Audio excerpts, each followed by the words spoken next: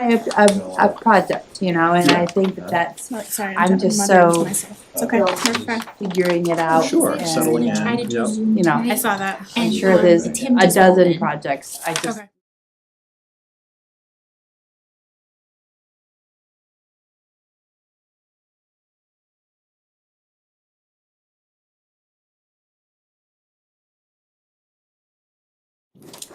I think we should. I do every year. Oh, do you?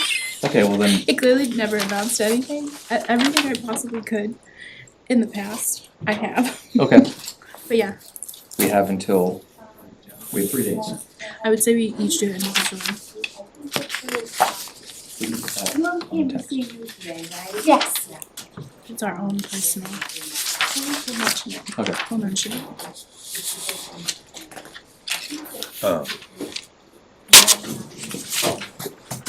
Crap, I forgot what I was gonna ask. Gosh, Tim. Yes. Nope, it only came to you. Oh, yeah. I'd like to keep it, yes, if you don't mind. I just didn't want to open your mail. I said, excuse me. I haven't seen you in so long. How are you? Back, I'm It's alive. good to see you. I'm glad you, I was hoping for proof of life Yep. tonight, so I feel good about it. I only see you when I'm walking by your house or Yeah. you're driving through the center of town. I realized, Yeah. I don't know where Glenda is, but we all live in the same She's side over of town. Central Tree Estates. Okay, so she's on the other side, but we're all Guarantee you, south. the car Hi, I was Mary. driving was far more visible. Hey, Mary. Oh, yeah? Oh, yeah. When I was working, Brain tumor. Doing great. Yeah. I was working top line grass. I was driving around in a neon blue little Kia gerbil mobile that I said top line granite every like Couldn't miss it. a blue Ray Charles couldn't miss it. It was so. He must have loved driving that thing. Oh, it was unbelievable. Knowing George, I'm sure he did. Oh, I didn't care. Yeah, whatever. It's a company car. It's company car, right? They pay for gas. Yeah, they paid for gas, whatever. Beats. You want me to Drive your own car. Yeah, you want me to drive in that? Sure.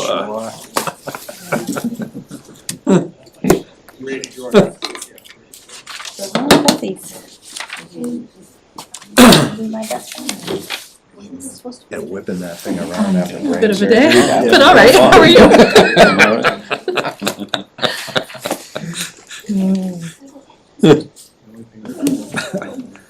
iPad being able to post something because you never had a word from it. Is Martha coming? We think. Maybe via Zoom. We're gonna just do it on the agenda. It's hard to get all of us together in one night. It is, yeah, it's our first day. Yeah, first thing. Aggravated right now. It's just. Same town as you, Melissa? Mm, Next door. She's in Northborough. Okay. Hi, Michelle. oh, I do, actually. You're not that special. It's got soil and thing in here too. Pictures. I'm terrible at it. Terrible. I can't give this one to Glenda on Zoom. Throw it at the screen. That's incentive for her to come next time. Yeah. Why is Elizabeth? I hope. Start doing this. I'm sure it'll be fine. Do some flashcards. Take it. Yeah. Well, they, I mean, it's eerie. Is he en route or will he be on? He's en route, yeah, he was just running late leaving. So, Hey, guys. Oh, hey Alex. Hi Alex. Anybody in the cable room? That was pretty loud. Can we turn the volume down a little? Yeah, Tamika was gonna kill us. Do you want me to check, Jen? Huh? Do you want me to check or did they answer? They usually can hear. Alex, you wanna try again, just for a sound check? Yup, sound check. Still loud, okay, thank you.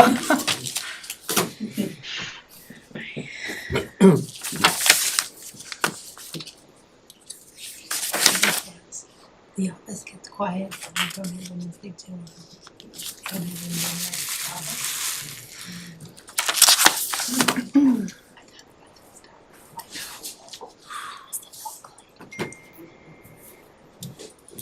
I'll ask you.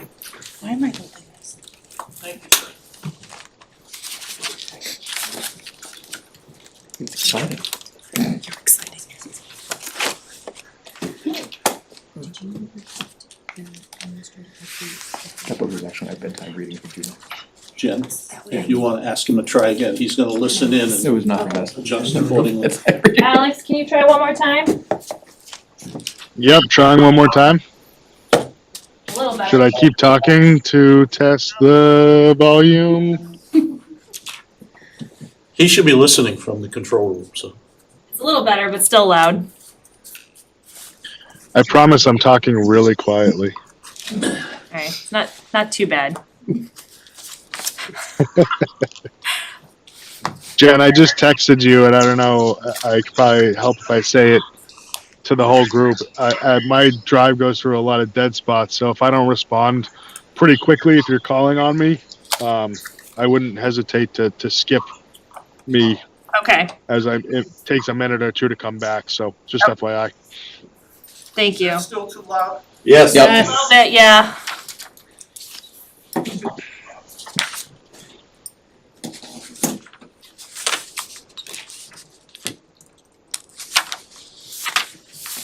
Ask him to try it again. One more Alright, time. one more time, Alex. Okay, one more time. Trying. Still loud, Mike. How's that? Still loud. Still too loud. I think it's just Alex. I can't imagine that. I don't think anyone's ever said I was a loud person.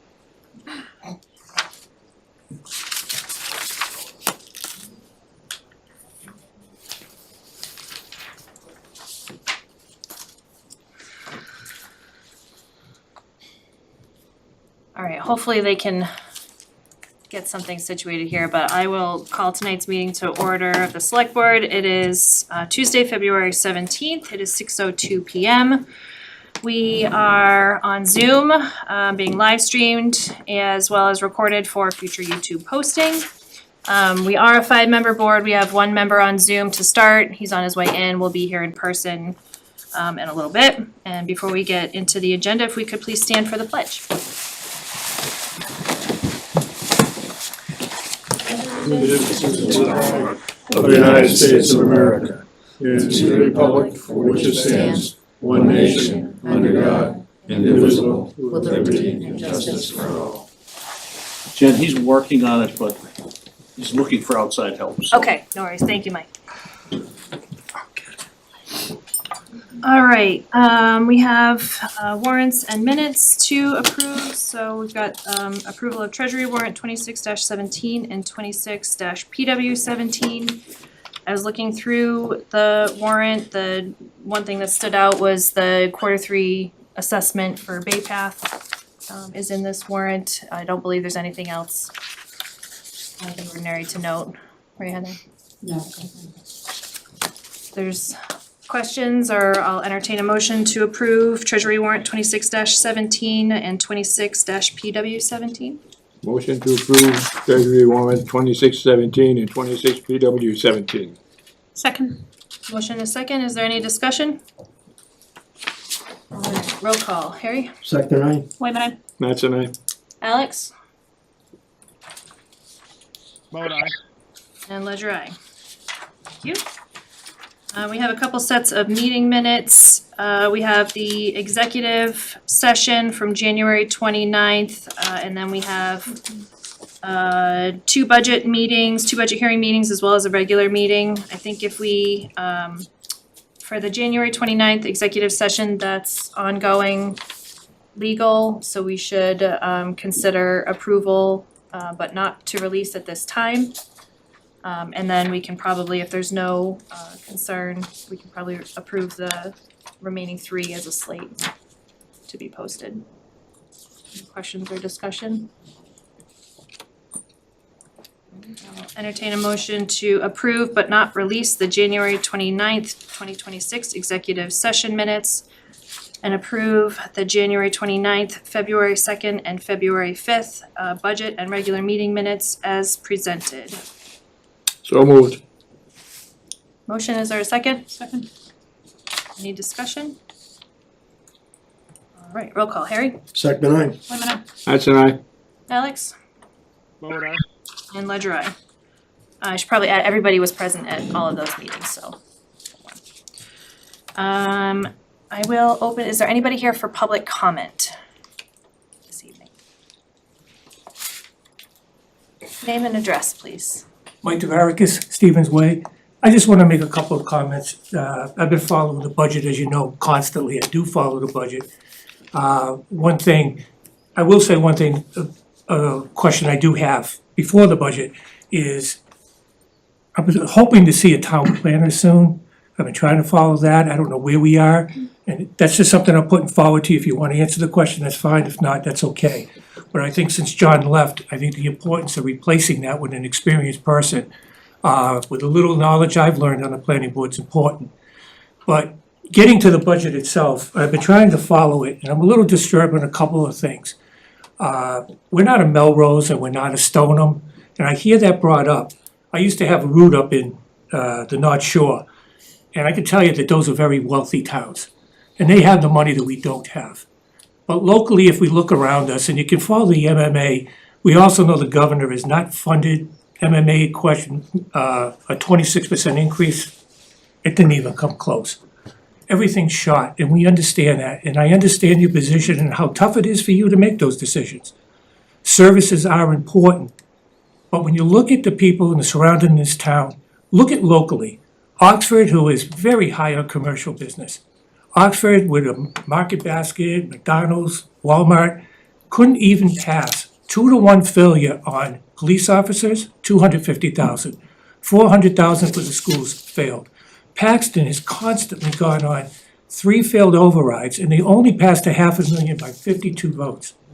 Barry, our nearest neighbor to us, tried to pass 500,000, failed, 84% no. It is tough, and I understand that. But look at the population of this town, and I heard a statement that disturbed me. It said, somebody made it in the budget, and I'm not one to point fingers at people. I don't think it's fair. But they said 74% of this town is under 60. That's where the override vote is. Well, under 60 does not mean you're making $200,000 a year. Out of that 74%, I think about 15 to 20% are on the lower end of incomes. We got a senior population approaching 25%, 5% commercial business in town. Where is the empathy for those people? The people that are disabled, fixed incomes, or maybe single parents struggling to pay for a home. It is tough. It is tough for everybody. I ran into a person recently in town who said to me, he said, Mike, I understand the services and the importance. We need them. But my mortgage just went up several $100s for taxes by the value. MMA clearly says, with the property values rising so fast, incomes are not, overrides are becoming non-feasible. People can't afford them. They want the service but can't afford them. He says, my mortgage is up, my utilities are up, food. I've been living here for 25, 30 years. I can't afford it. What am I going to do? Where am I going to go? Where's my help? There is some help we know here, 41C. You have the power to increase that. We're at 40,700. Some towns are 30, some towns are 50. That's a board decision for that $1,000 credit. Some empathy and help. Let's work with these people. Let's research more.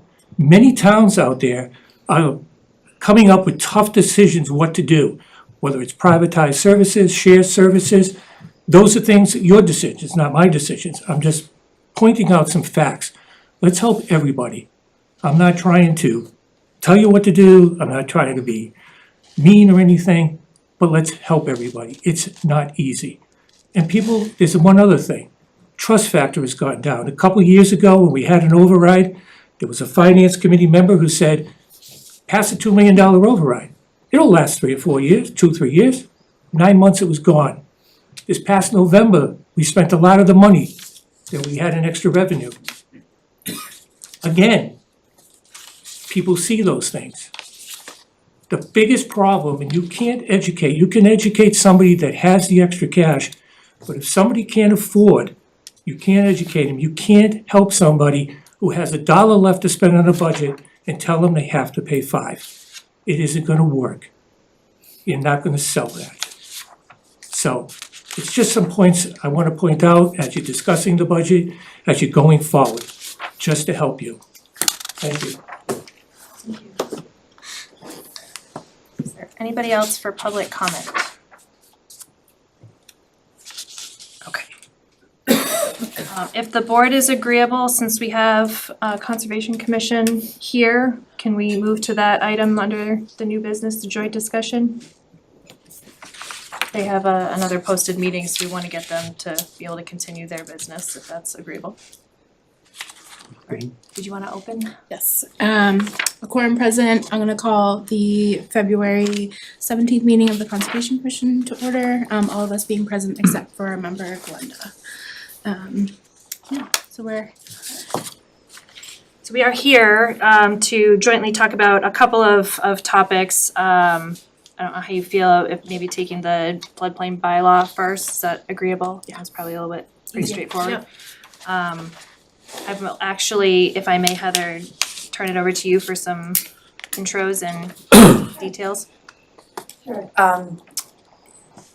It was brought to my attention from the representative at the at DCR that the town of Rutland had fallen off the compliance. The towns that are non-compliant with the National Floodplain Insurance Program. There were several communities that failed to approve a floodplain bylaw before the July 8th, 2025 deadline, when all of the new FEMA floodplain maps were adopted and put into use. As a result of that, there are a number of property owners that are whether we agree or disagree that the FEMA maps are accurate or truly represent the flood potential, there are properties that are located within the new FEMA maps. As a result of that, they are not able to renew their flood insurance. That is a requirement of their mortgage. So it does create some concerns. There's about $1.12 million worth of property that this would impact. So to that end, I know that the floodplain bylaw was brought up originally by your town planner. Unfortunately, due to the inconsistency in that office, the issue never got brought forward to town meeting. We'd like to amend that or to remedy that, and I think that my conversations with the Conservation Commission have been that they would be amenable to bringing that forward to your May town meeting. DCR has reached out and has provided some model bylaw language. It's pretty straightforward. I think that just some general oversight from Rutland's town officials would be necessary to make sure that it's suitable for the community and its population, and we'll be, so is that a pretty broad overview?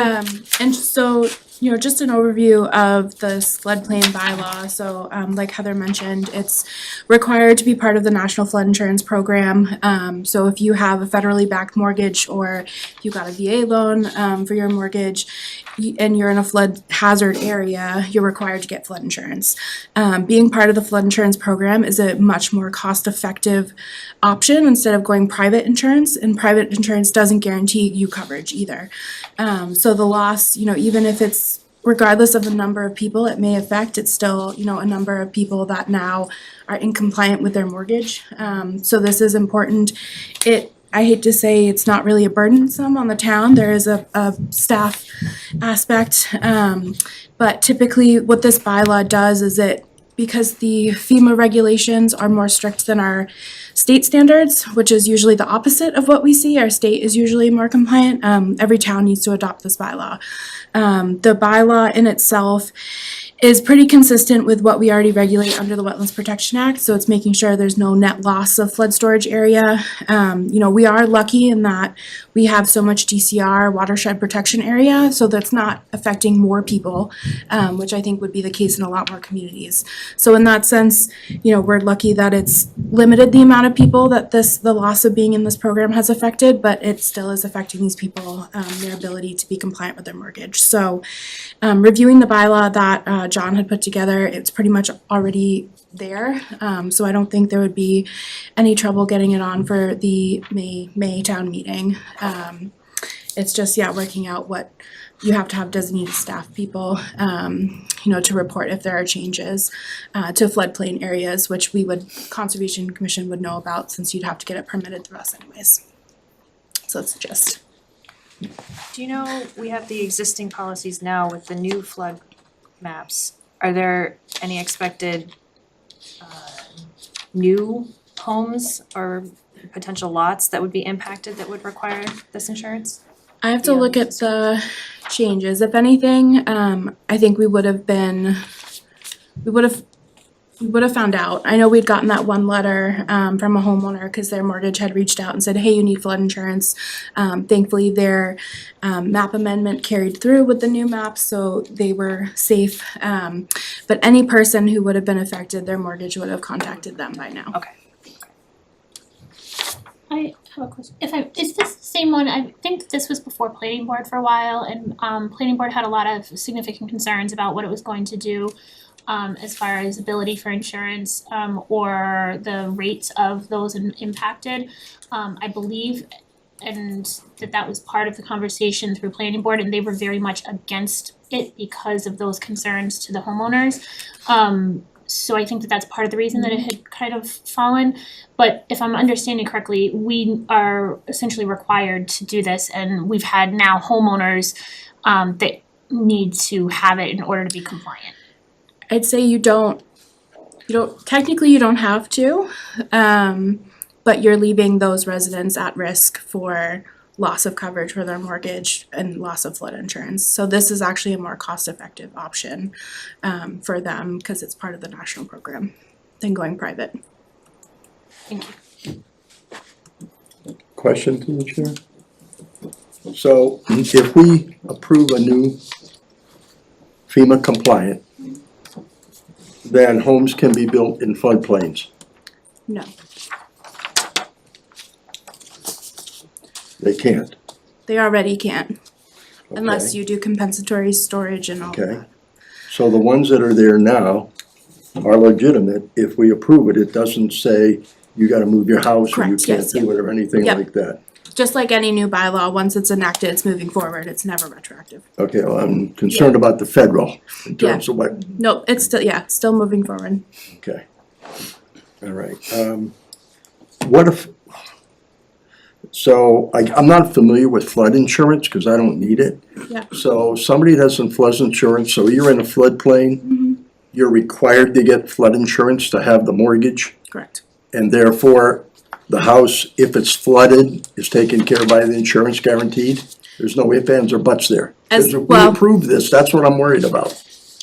So the specifics on what insurance will cover, I'm not as familiar with. I know they get finicky and what, is considered a flood. So that definition is, very contrite. But yeah, essentially if they are impacted by flood, you know, if the Ware River overflowed and filled a house next door, then, and they have flood insurance, then it would be covered. Cause we never know when we're gonna get that 1,000-year floodplain, right? Exactly. Okay. Okay, thank you. Alex, any questions for you? I'm good, thanks. So this would be, like you said, the bylaw, we pretty much have a draft, so you would be just reviewing that, and then I think Heather, we had talked about this would still need to go to the bylaw committee because it's a general bylaw, and then it would go on the warrant for town meeting for a vote there for approval, correct? Ideally, yes. So for tonight, we're really just looking to acknowledge Concom's willingness to take on the review and the drafting of the bylaw to bring it forward, and just making sure that everybody with the board is comfortable with that action. Recommending that I they don't take know we on have a the, choice, honestly, if we want to take care of our citizens. Yeah. You know? Okay, Tamika, do you want an actual motion, or are we, No, I don't think that's necessary Alright. unless the board as long as wants the to. board's, yeah, comfortable with continuing the path that's, okay, excellent. All right, so topic number 2 is the forestry management. I'm again going to turn it over to Heather, who I know has some more experience in this, just with kind of explaining forest management plan, what we're looking to talk about tonight, and what we're looking to accomplish, what we need from the board to be able to ask questions, if I could.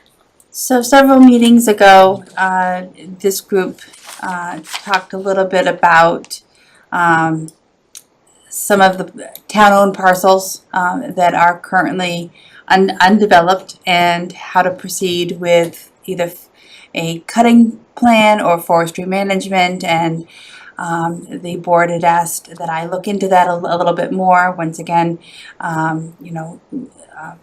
reaching out to individuals at the state level to learn how other communities manage this.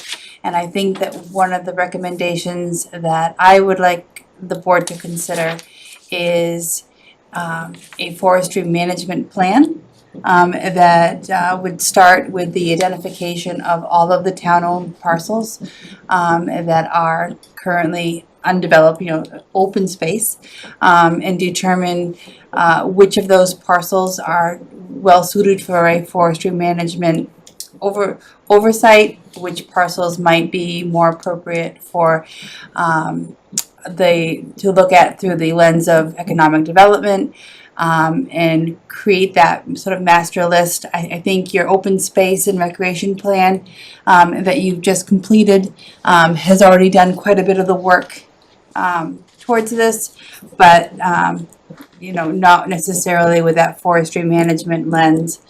And then there are some grant funds that might be available through MVP to assist with this work, because it is, once you get into that, it becomes quite technical. It isn't just sort of identifying that this parcel has a lot of great trees and what do we do with it next. And so that would be my recommendation, is that the select board consider assigning a forestry management plan. It's something that would be more technical than what I could take on, but I would certainly be willing to support another board or committee, and certainly work with that board or committee to establish MVP funds that could supplement their work, because it would be a big lift for our volunteers. So that's my, and I kind of would defer again to Melissa on some of the more technical aspects of what the advantages maybe to a forestry management plan might be, as opposed to a determination parcel by parcel towards a more short-term cutting you know, yeah.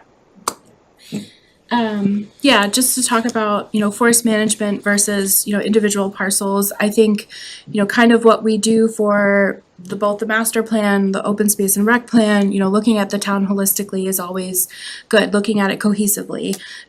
You know, you might look at lots individually one by one, and maybe something doesn't make sense, but when you look at the bigger picture, you know, maybe you realize, oh, you know, you can, these, even if the lots aren't directly next to each other, they might provide some benefit, you know, in tandem. And by having a more cohesive plan, you know, townwide, I think again, it helps to identify specific areas within town that might be better suited for open space or development. And it also opens you up a little bit more to different types of grants. If you show that you have these, you know, goals in this plan forward, that it's something you've prioritized, whether it's in certain areas or certain lots, and you can make it as general or specific within that plan to those individual lots. So you can still break it down, you know, if you have, whether it's a 100-acre parcel and you want to carve that one out specifically within the forest management plan because it's very specific, you know, maybe it has already trails that are existing or its management style would be slightly different. So you still have that ability, you're not in one specific format, stuck within that, you know, area of saying, oh, we can only, you know, look at this and have only forest management. Okay, well, we're looking at this exactly like Heather said, what is the best path forward for Rutland and those individual parcels? Because as hard as it may be for us to admit it, there aren't going to be great parcels for open space, and that's good to hash out, and kind of a more overarching plan that looks at everything, and then that way you get input from the various, whether it's boards, departments, you know, rec, and things like that. What are their needs, and they all, you know, master plan, open space, as forest management, it all comes together, and it goes a long way in reaching the goals that we've set for ourselves as a town. So it would be my recommendation that the natural fit for this would be to, and I know that Concom just volunteered to step up on floodplain. So understanding that this may not be, you know, this is something for discussion purposes, but because of the nature of the forest management plan, I think that it is statutorily best suited for Concom. The MGL is clear that it is a select board jurisdiction, but that within that language, it states that the designation, that the most common designation of that work is to Concom. You know, it's pretty clear in the MGLs, because of the work that they're already doing with land management and land conservation. So if they're amenable to at least begin the work and to work with me towards establishing what those, you know, maybe a small working group where we start looking at the open space plan and see what work we can do to get started, and perhaps even put together a grant application for the MVP program or another, you know, suitable program that would give them the technical consultant support that they might want. Making sure I'm understanding everything, we would be looking to have Conservation Commission look at creating this forestry framework, this plan, looking at, like you said, holistically, all the town-owned parcels and anything that's not suitable, that's still town-owned property, we'll have that available for any further, you know, whatever the town decides they'd like to do with those parcels, whether it's if there's economic development opportunities there, anything that can be done, if they should be considered for sale, whatever it may be. But it sounds like we should be starting with the forest management plan, reviewing all of these parcels to determine which ones. Right. absolutely. Is that- Not all parcels, I think would be suitable for Right. consideration under the forestry management plan. But, to Melissa's point, if we don't look at them all, Right. then, you know, and with that larger, that larger townwide view, Right. I think we're sort of, you know, getting ahead of ourselves sooner than we need The to be. cart before the horse. Yeah, and just to be clear, when I'm throwing out the MGL, it is MGL 40, Section 8C, that gives the select board the authority to make this designation. And I guess I would ask you to consider the motion that the Conservation Commission be the town's lead entity for conservation-focused forest management of town-owned lands, and to authorize the commission to work with a DCR service forester as necessary, and then to develop a scope with what they might need for additional services, so that we could then look at, again, this isn't something that we'll be able to fund through our regular general budget. This is something that we would want some grant support for, so.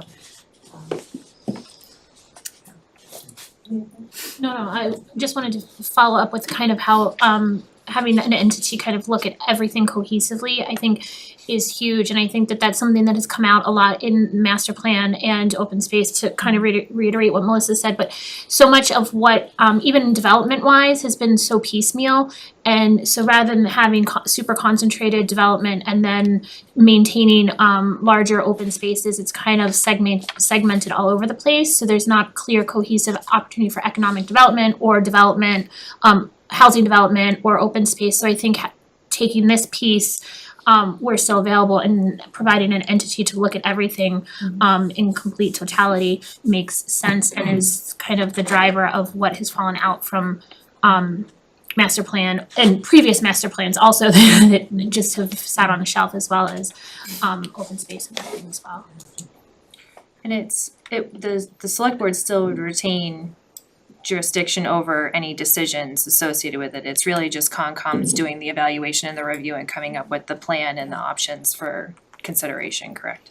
They would be the ones who would be, they have the background Yep. and that technical knowledge to be able to assess the parcels and make those determinations, or at least, you know, get the framework started for that. But yeah, ultimately, they would bring that back to you, and then ultimately to town meeting. You know, there's no disposition of property without town meeting. So, you know, it's just, we need somebody to take the lead of the larger ask. The larger ask. Any questions from the board?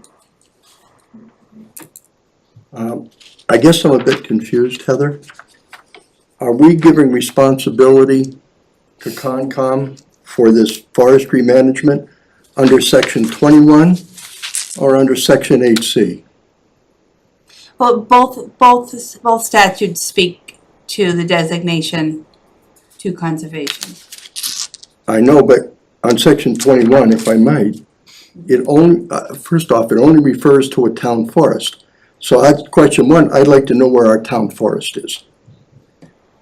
Because it specifically references town forest in many places on this document. That's the purview that Concom has. Well, that's the, under that statute. The other statute is all open space parcels. That the select board has the authority to designate that to conservation. So parcels that are now being kind of overseen by RIDC are all open space parcels?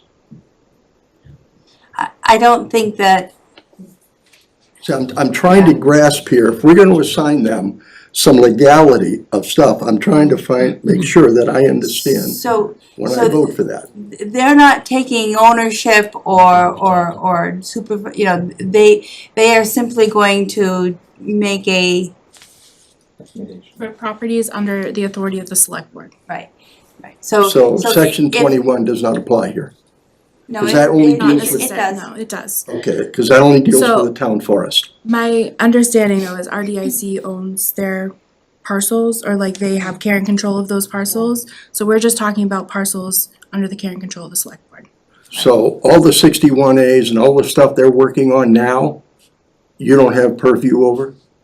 It's what you're giving us purview for. I don't know that they have any purview over any 61A No. property. Yeah. This is just town-owned properties that are not, like, the, So the Rutland Heights property would be Right. excluded because the RDIC has That's under care and control Right, of the right. Rutland Heights property. This would not include the Rutland Heights parcel because that's clearly not under the select board's authority to designate.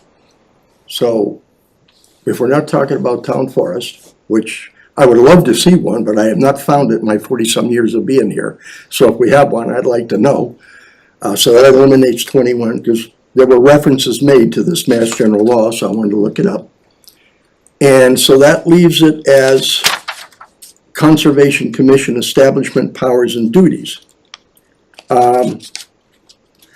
I guess you'll have to point out to me, or somebody will, where forestry management sets under Conservation Commission powers and duties. Because, again, I've read it and I haven't seen it there, so is it That's what assumed? that's what you're designating them to do. So the Conservation Commission was originally created under the Conservation Commission Act. Yeah. To basically preserve, and conserve. And you know, the Wetlands Protection Act, the permitting came later. So the first powers of the commission was to do things such as this. And if like Excuse me, MGL, excuse me. So if you get assigned to do this, you will work with other committees and boards of their appropriateness, like the RDIC that says, well, we want to develop this property and we'd like to do this.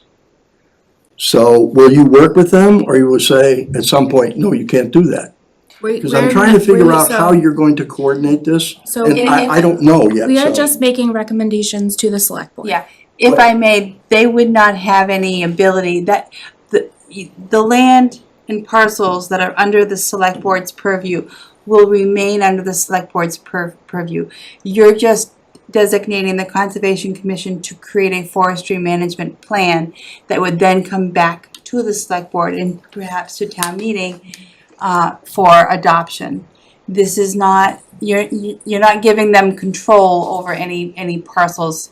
They would not have any authority to develop or dispose or So you're, even so much as hire. you're giving us the authority to make recommendations. Okay. I don't mean to drag this out, but what does a forestry management plan mean?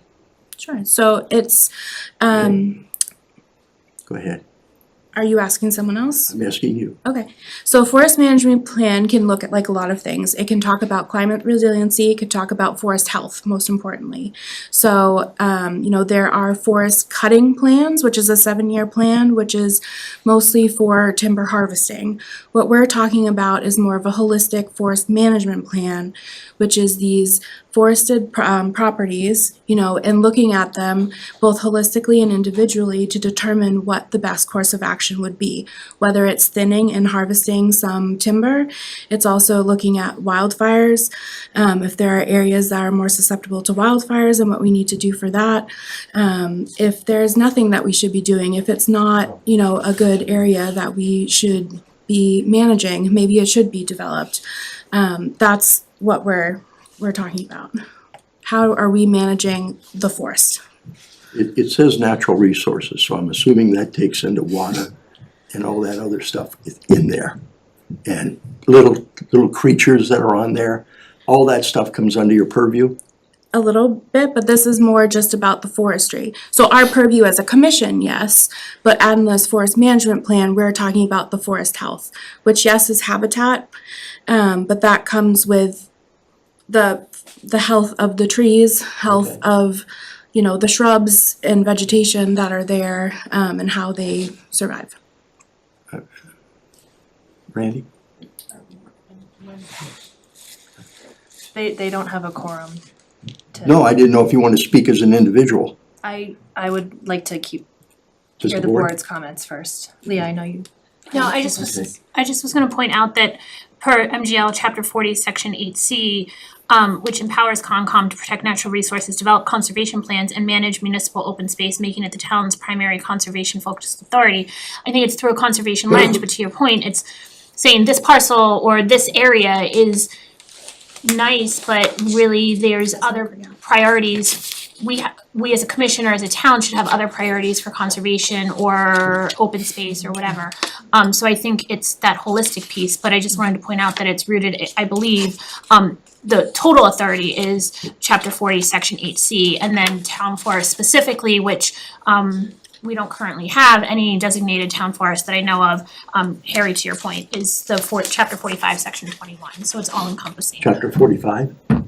That's or 40? what I have here in my notes, 45, 21, yes. 21. Right. That's right, that's For that's the town, city and town forest management? Yeah. Yeah, I got it, okay. Okay, I guess, I mean, I think we've needed forest management for a long time in terms of taking care of wildfires and all that stuff, certainly to make it easier on our public service people. I guess I'm a little, I still can't wrap my head around why don't, how we can coordinate. And I come back to RDIC that's been working with property and say they wanna cut down some timber in order to make it feasible for somebody who wants to buy a piece of property. So you can't do that under forest cutting. What's that? You can't do that under a forest cutting plan. I think that's That's separate. my That's point. separate. But I So think if- that's a separate piece, Harry. The So that's- first part is to yes. start at the Right. plan level to figure out which parcels would not fall under this purview of this forest management plan. And if there's a list of properties that don't, Step one Qualifying. would be identifying an inventory of lands that we would be assessing. And that would be come back to the board for you to okay or not. and if there's some that are not okay for this purpose and would be more beneficial for tree cutting, redevelopment of something and working with the RDIC, in that case, that's kind of the second step is my understanding of, we need to figure out at this higher level, do this evaluation. And then, once we get that list for review and the Concom's recommendation of those properties, then there's consideration for what happens with individual parcels that are not applicable to this How long forest is this management plan. project? 7, 10 years? 5 years, 2 years? Oh, the plan? Forest make the management plan? plan. To make it, or how long is it good for? No, how long is it gonna take you to do it? I'm not sure. Huh? I'm not sure. I mean, years, months, weeks? Probably more than a year, yes. I think that's part of what they would be tasked with, is coming up with a plan and determining timelines for. That would be part of the scope. Right. The scope and budget, which again, we would use to develop into potentially a grant application to provide them support so that the work doesn't take 5 years. Right.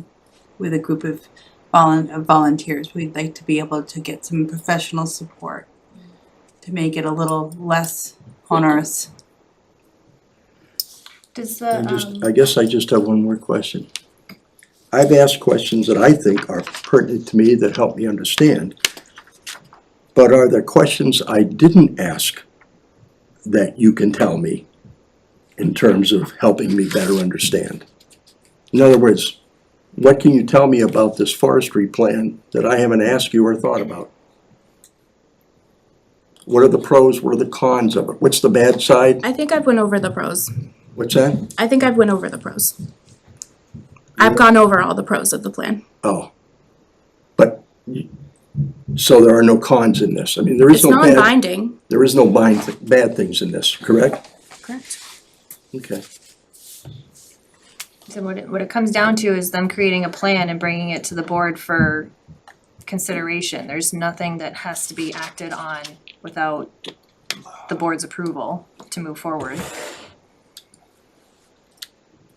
I guess when you use the word holistic, I think about, is that against the interests of the town? We want to make this town grow, we want to have good things, but if it's going to be holistic, how's that going to help the town? Then you stop it. Or we don't approve it? Right, that's what I'm saying. Like I said, there's no cons. You don't like what we put forward, you're one vote. Okay, that's why I asked how long it was going to take to do it. Okay. And I think if I may, when I think of holistic in this sense, it's holistic in looking at everything in its entirety and not holistic as a alternate Yes. conservation driven mode. It's kind of looking at things in the whole entirety versus Piecemeal. If there's one thing that as somebody who's brand new to your community, the one thing that I have identified that we really need to focus on is the economic development component. This is, I am optimistic that through this process, we do identify parcels that are, that have been undervalued or that we just haven't paid enough attention to from that perspective, and that is, I think, a primary goal of mine is to use this to parcel out properties that would be ideal for those considerations. I mean, this is a great opportunity for forest health and to look at habitat and all of the other wonderful things that come from that, but it really is also as much about determining which parcels are not appropriate for that use. Absolutely. So that's a goal of your town administrator, trying to look at how we support the community holistically. And one other thing I think we hear a lot from a lot of people within this room on a lot of different boards and commissions, as well as a lot of residents, is that land is finite, right? And so we're not able to make more land. And so I think by empowering one group to look at everything in its entirety is carving out the land that is worth holding on to and trying to preserve, as whether it's open space or total conservation or whatever, and then saying these parcels make sense to develop, but we know we're not able to make more land, and there's certain parcels that are going to be developed regardless because they're privately owned or whatever. And so I think in trying to fit with the comments that we as a board, as well as individuals, have heard from a lot of community members, as well as a lot of individuals in this room, that land is finite. I think that this is a way to ensure that we're being intentional about what we are moving forward with to develop. I guess, as long as it doesn't impact the ability of RDIC to develop the land, It does not. then, okay. I'm hearing it right here from you. It will not, okay. Alex or Paul, any questions or? No, I think it's just, it sounds like it just takes a lot of time to work through this, and I think we have people who are volunteering their time to do that, so we take advantage of when people have time to do that. We obviously can't afford to pay somebody to come up with that sort of plan or look at these things, so having somebody to volunteer to do that should be a boon to the town and should be helpful. Do you I agree. Yeah, my only comment is I agree and I appreciate the willingness to take the project on, and I think just seeing a plan for consideration on what they're thinking will help continue the conversation on. I have one other question. I think maybe this is for Concom. I know Concom has deeded some land in town also. Would this forestry management plan encompass the conservation deeded properties as well? Or would that kind of be a bridge that would, because I think conservation maintains that authority already, and so I wasn't sure how it would fit into. I think if we're looking at them, I mean, I would have to pull the commission, but I think, why not include ours, cause it falls under the same guys, so yes, I would expect. I would include it. Does anybody have any other questions or comments? Other comments? Yeah, go ahead. Okay. in relation to two phone calls that I've received in the last couple of days. A judge in Worcester told Worcester that they owe Holden $35 million in sewer fees. At one point in time, the town of Rutland, and I believe there were a total of 4 towns that were involved in this, and they were just wondering if, you know, it still applied to the town of Rutland and everybody else, or if it's all Holden. Do you have questions on the forest management plan? Oh, no. We're not I'm that, sorry, we're I not, apologize. not anything else yet. Still on forest management. Nothing for forest management plan though? Alright, and again, this is just to have the Conservation Commission kind of take a look at this, and come forward with a plan and determine scope for the first step. So if the board is comfortable, we do have, a motion in our packets. So I move to designate the Conservation Commission pursuant to MGL Chapter 40, Section 8C, and MGL Chapter 45, Section 21, as the town's lead entity for conservation-focused forest management on town-owned lands, and to authorize the commission to work with the DCR Service Forester as necessary, develop a scope and procure professional forestry services for a townwide forestry stewardship plan, and prepare and submit a fiscal year 27 MVP action grant application or other applicable grant applications through EEA's ECO One Stop in coordination with the town administrator. Second. Motion is second, is there any discussion? Alex? Vote aye. Second abstain. Whitman, aye. That's it. Ledger I. Alright, Thank you. thank We're you, gonna we appreciate it. We Take look our forward meeting to the other room. Thank you very much, we look Thank forward to the updates. Thank you for all the volunteering for these. I give them. Is that enough for tonight? For now. Enough for now. Alright, we're gonna go back to communications, member comments, announcements, and town administrator update. Just a few updates on my side. The DPW is offering email communications for water and sewer users to share information on water quality, infrastructure alerts, similar topics such as that. If anybody is interested, you can sign up visit the town website. On the DPW page, there is a form to fill out just with your contact information so you can receive those updates. The events committee is hosting a sock hop this Saturday. I think we've heard about this for a few weeks now. Tickets are still available. They are $10 each and can be purchased on the events committee town webpage or at the annex at the TA's office. Tickets are $10 each, and there is free babysitting offered at the library by the Teen Advisory Board. Nomination papers to run for elected office are available and can be picked up until March 19th in the town clerk's office. Full list of available elected positions are posted on the homepage under the news and announcements. Do we know the date that nomination papers have to be turned in? March 23rd. March 23rd, okay, thank you. So you can pick up papers until March 19th, and then they have to be turned in March 23rd. And the February issue of the Central Tree Times is available on the website. Any other members have announcements they'd like to add?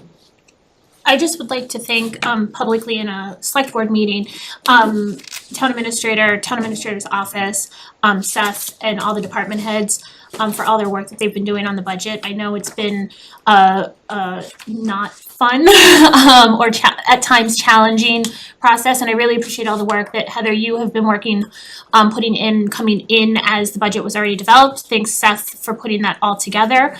And you've been fielding all the questions and everything and working with the department heads as new information has been coming in. So I really, really appreciate the work that you, our office, as well as all the department heads and Seth have been doing to kind of keep that streamlined. And so I know that it sometimes might not feel that way, but I really, really appreciate all the work. And if I come across frustrated in some meetings, I apologize. I'm usually rushing in from a million things, so I'll try to be better. And I also just wanted to to thank you and acknowledge all the staff that's been putting the long hours and the hard work in for a not fun process. So I appreciate that very much. Thank you. Thank you. Any other member announcements? All right, I will turn it over for the town administrator update. I just have a couple of updates for you, and I think I'll just start by saying thank you for the acknowledgement. I think that one of the biggest challenges that I'm feeling is not wanting to put out information that is still subject to change, because I know that leads to confusion, and confusion is counterproductive. So I know that there's frustration that there isn't more information available, but where we're still missing some rather large budget numbers, including your school assessment and our health insurance costs, both of which will dramatically, or could potentially dramatically impact the bottom line. I'm just hesitant to put budget documents online until they are more set in stone. But to that end, we are working on some messaging, and I know we'll get to that later in the budget. But I just wanted to acknowledge that I'm aware that officials are anxious to see this information and see these materials, and the reason that there sort of appears to be a turtle pace from the town administrator's office is just for fear of getting information out there that I then have to take down and retract, and again, I don't want to create confusion.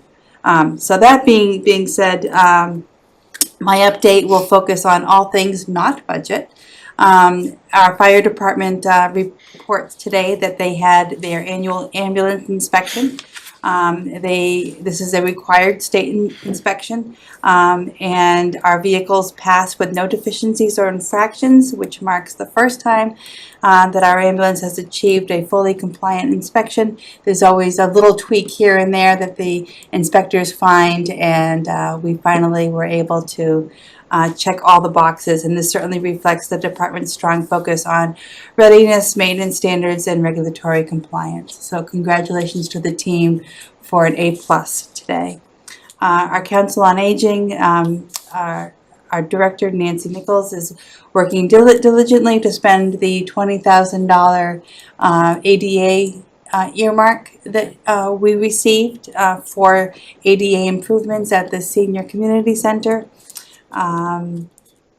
The plan enhancements include the installation of a low-energy automatic door operator with a push-button activation, improving the accessible entry, and then accessibility upgrades to the restroom facilities to ensure compliance with ADA standards and improve safety and usability for all of our patrons.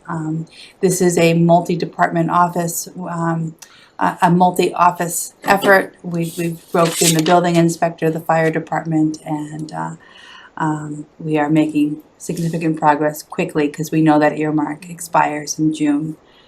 We received our 2025 financial audit. I did forward those documents to the Select Board and the Finance Committee, but it's important to acknowledge that that we do have an annual audit. The independent auditors have issued a clean opinion. A clean opinion means that there are no material weaknesses or concerns regarding our overall financial management, that we have strong internal controls, and that we have accurate financial reporting and compliance that are compatible with best standards as set by the Department of Revenue and the Division of Local Services. This is great. I know that you typically do receive clean opinions. It just worth noting that is a commitment every single day by your finance team to make sure that every single day they are doing all of the things and doing all of the things well. So appreciation to them. And then finally, our paving bid is due this week. We had put out an invitation for bids 2 weeks ago. for full depth reclamation of Simon Davis Drive, Rufus Putnam Place, Sunnybrook Ave, Bethany Drive, Rebecca Ann Drive, and Davis Street. And we're optimistic that we put the bid out timely, and that paving contractors who are just starting to put together their spring schedules will be ready to provide some really competitive numbers. So that's exciting news, and a lot of credit to Public Works for putting this in place and getting that bid out so early in the season. So not only will we get the work done sooner, but we're able to take advantage of the contractors coming off their winter break. And that's all I have for you tonight, unless there's questions. I have one question, if I may. For the congratulations to the fire department and for the finance team for all of their hard work, and for the COA for working forward to move that earmark forward. I just had a pause for ensuring that the work that is being done is truly ADA compliant over there, because I know that there has been work done in that building that has not been ADA compliant, and so I just want to put it out there to ensure that whomever is involved in the design and work is doing it so it is fully truly ADA compliant and not should be, or we can cut a corner here or there. I appreciate that distinction. So Yeah. thank you. Yes. Again, I want to thank everyone for the work. Yep, no, it's, I don't have any questions, but just as far as the FY25 audit, I did reach out to Heather, and we'll be reaching out to the financial folks that did the audit to invite them here to present that information to the board, as we have in the past. So we're gonna work on that, getting that scheduled as well. I think that's a great idea, and I'm sure they'd be happy to come in and talk to you all about OPEB liability and health insurance. Absolutely. All right, any other questions or anything for Heather? Okay, into old business, we have the Franklin T. Woodhouse, the draft RFP that was brought before the board at our last meeting. There were some requests for a few updates. Those changes have been made. And we have the updated draft in our packets. So tonight we'd be looking for any last questions and ideally authorization for the town administrator to move forward with publishing this RFP so we can move this process into its next phase. Any questions or concerns with the updates that were made?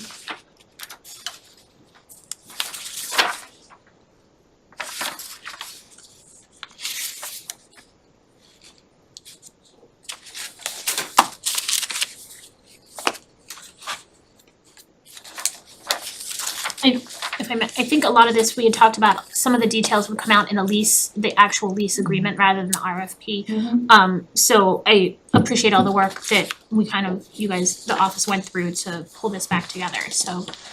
I think the most notable change was to Harry's point that we wanted to identify that parcel more completely. So I guess hoping that we added a whole section that more accurately defines what would be included and what would not be included. It might be too much information, but never. I did hear from the Historical Society as a potential bidder. They had asked that instead of the language stating up to 25 years, that it be simply defined as a 25-year lease. It would be my recommendation not to make that modification. The reason being that if you had additional bidders, they may not find a 25-year lease advantageous, nor would this potentially the select board. So giving yourselves that flexibility, I think, is important. And I think that also establishing that it shall be a 25-year lease may deter other potential bidders from bidding if they know that they're going to be locked into a 25-year lease, as opposed to also having that flexibility of up to 25 years. So just wanted to make sure that you knew that they had reached out, and I responded with the same information that I've just shared with you.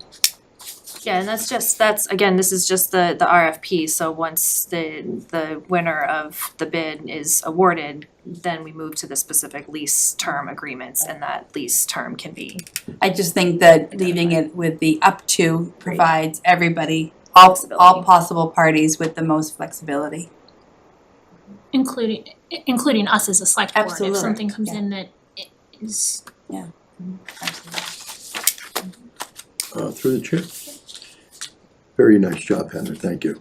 Second time's the charm. I've read it 3 times and I don't know if you missed anything. Okay, so, Great, thank you, nice job. appreciate that. If there's no concerns, then I will entertain a motion to authorize the town administrator to move forward with publishing a request for proposal for the Franklin T. Wood House at 232 Main Street as presented. So moved. Second. Motion is second, is there any discussion? Alright, roll call, Alex Vote aye. Second, I. Lemon. That's an aye. and Ledger. Alright, moving into policy review. We have first the town building keys policy. Again, there was some discussion at the last meeting, and there were some additional changes made. I believe notably updating the buildings covered to make that a little bit clearer, as well as leaving it open just for all town buildings, but specifying the major buildings that we had discussed previously. And I think we added the note in here about when dispatch is no longer there, that the location of emergency keys will likely obviously have to be moved. I think those are the biggest updates that were made. Anybody have concerns or anything with the changes that were made based on the feedback? No, I think it covered everything. Everything we discussed anyways. Mhm. Alright, if there's no questions on those updates, then I'll entertain a motion to approve the revised town key policy as presented. So moved. Second, Motion and a second, any discussion? Alright, roll call, Alex. Vote aye. second, I. Lemon. That's an aye. And Ledger, aye. And we have a new one on here, the procurement policy. I'm going to have Heather give us the details on the need here for these updates, if I may. Certainly. As a requirement of the recycle dividend program, which is a small grant program offered through the state, where a community receives several $1,000s for its recycling efforts and other initiatives, including a buy recycled policy. We're required to occasionally update this policy. It is currently a select board policy under its own separate heading.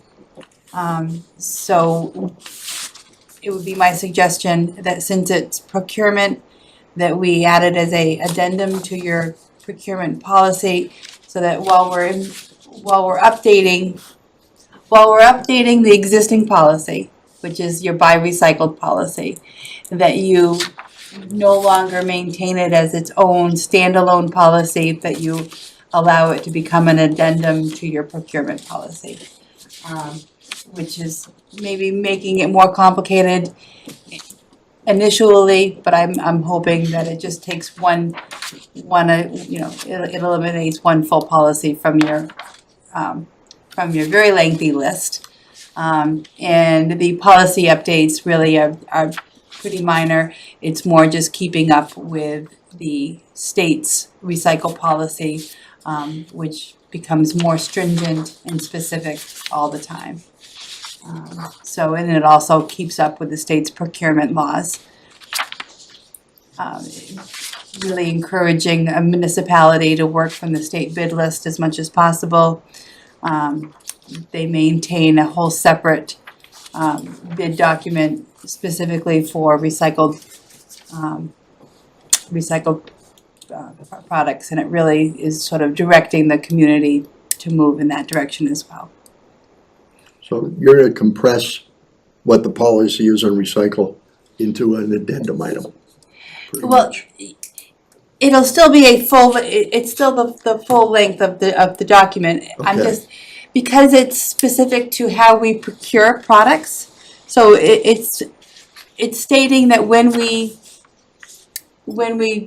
go to buy copy paper, that we look first to whether or not there is a copy paper that meets the recycled product standards, and that we consider that first. We're not obligated to buy that product, but this policy just states that we should do our very best to buy recycled whenever possible.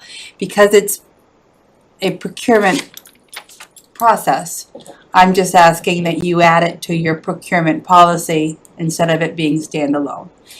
I think it'll be more, it'll be something that people find more easily if it's part of the procurement policy, as opposed to it being its own standalone and people could scroll right by it and not be aware that we have it.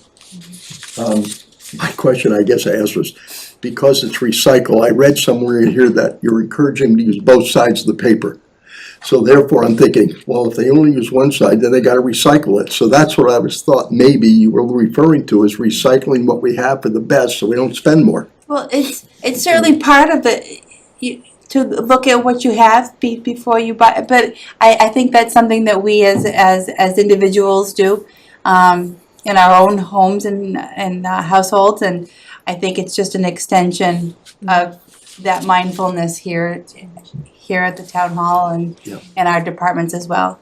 I don't know that it's always appropriate to recycle and use both sides of the paper, but as you can see from our packets, that's something that that we do. Okay. If I may. I appreciate putting it kind of in together with the procurement policy. My only pause is just because it's not necessarily procurement in the sense of meeting a dollar threshold, but more procurement in the sense of materials that you should be we should be looking for. That it gets lost in the shuffle also. And so I don't know if there's a way to pull out or to highlight that it includes its procurement, including the buy, recycle, or whatever language that is, just so that people, as they're scrolling, see, oh, there is procurement for, I think a lot of times when I hear procurement, I think automatically of the over $10,000 threshold. I realize that there's the process for under 10,000, but I think oftentimes that where my mind goes is the $10,000 plus. So if there's a way to just pull out that we also have that buy, recycle piece in there, So maybe a subheading. something, yeah. Okay. Or Nope. designation of Yeah. what in the policy applies to the buy Yeah, recycle if it's policy. procurement, maybe it's just procurement under 10,000, over 10,000, buy, recycle, or, that there's those three subheadings or whatever, just, for the process. And I'm not trying to overcomplicate No, this. It really was more along the lines of wanting to streamline how many policies.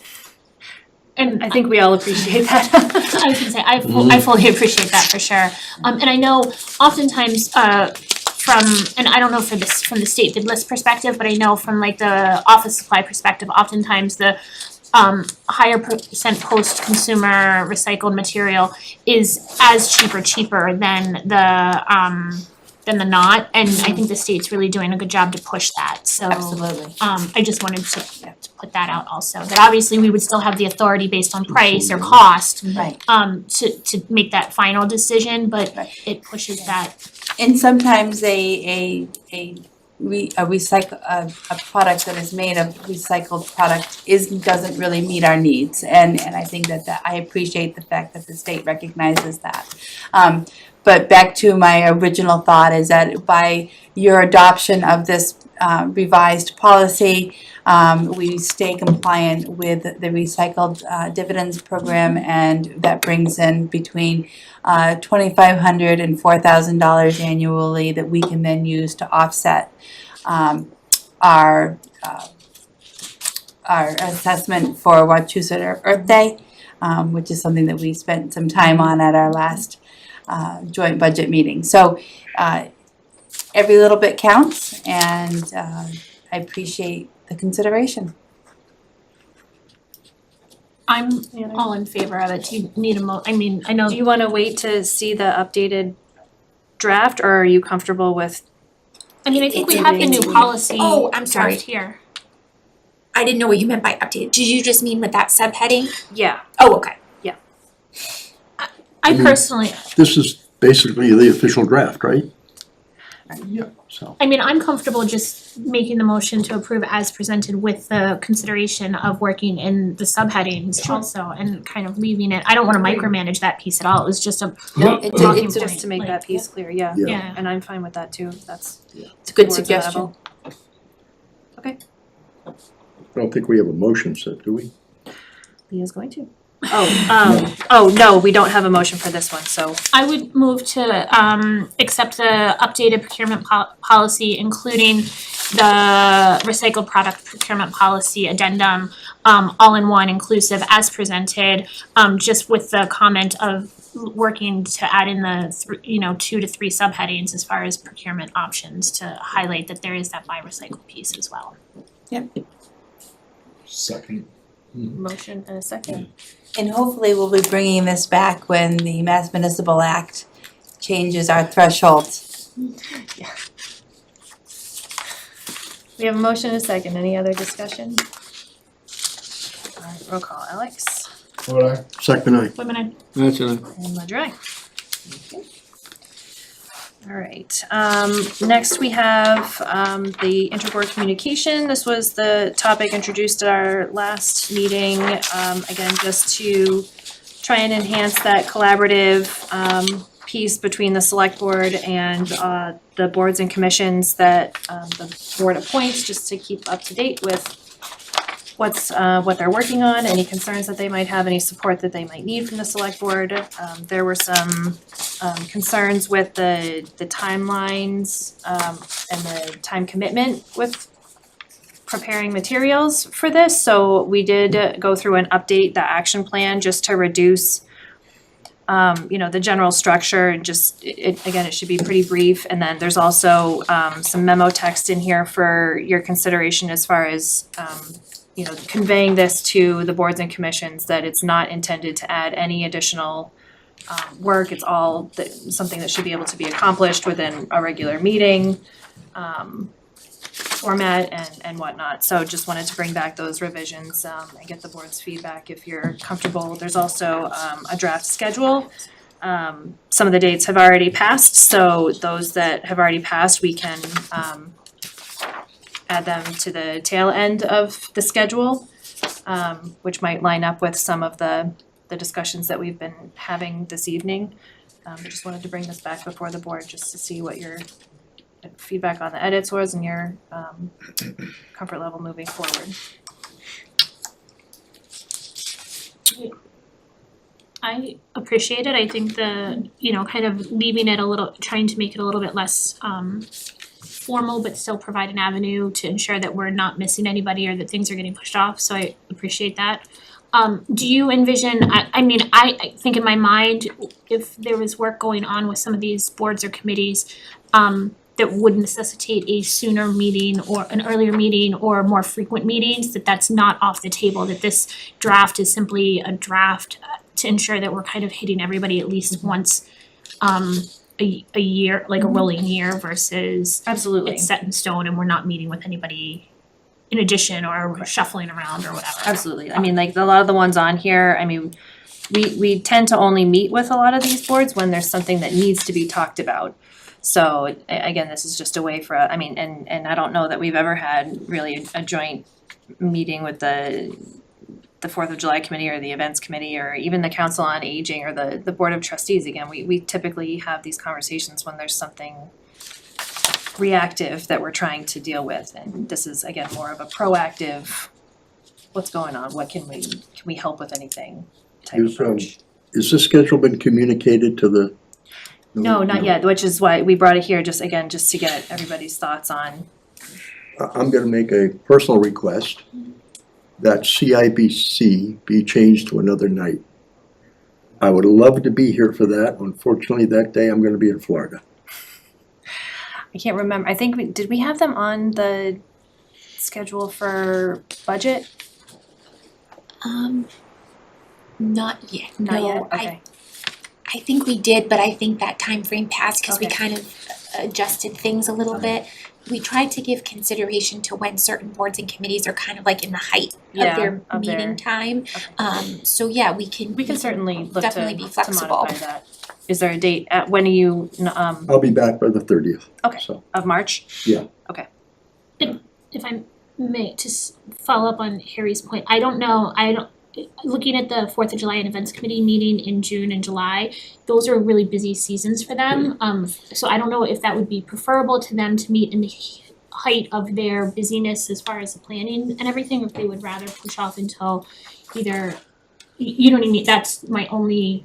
That's actually kind of why we put them here is, and again, if this is okay, the plan is to send this out now so that they have multiple months to say, this is our date, what can we put together? And again, just knowing that they are, this is getting into their busy season, so they'll have more to share and if there's anything, again, that we can assist with and participate in that discussion. That's totally fine, I just know that they are often meeting much more frequently as it is, and so to potentially ask them out another night, I didn't know if it would be too much or if they would appreciate it, so that was, I don't care either way, it was just Yeah, I think it was definitely strategically done, and I think if we get this sent out and there's, if these committees meet and they have concerns with the proposed date, I would certainly recommend that they reach out and we can adjust schedules as necessary.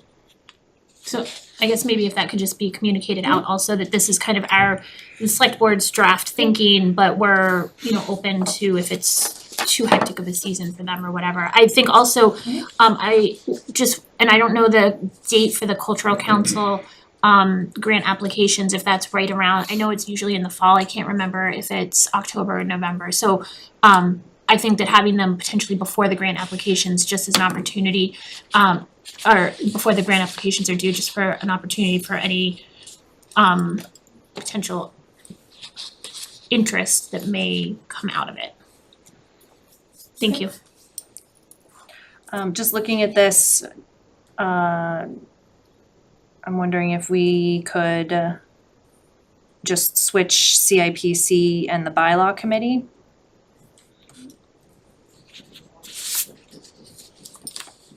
Would that be agreeable? That'll put CIPC on April 13th.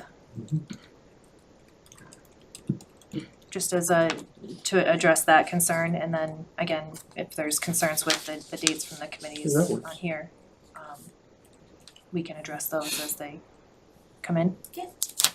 Okay. Alright, and is everybody comfortable with the updates to the action plan? Any concerns with the memo text?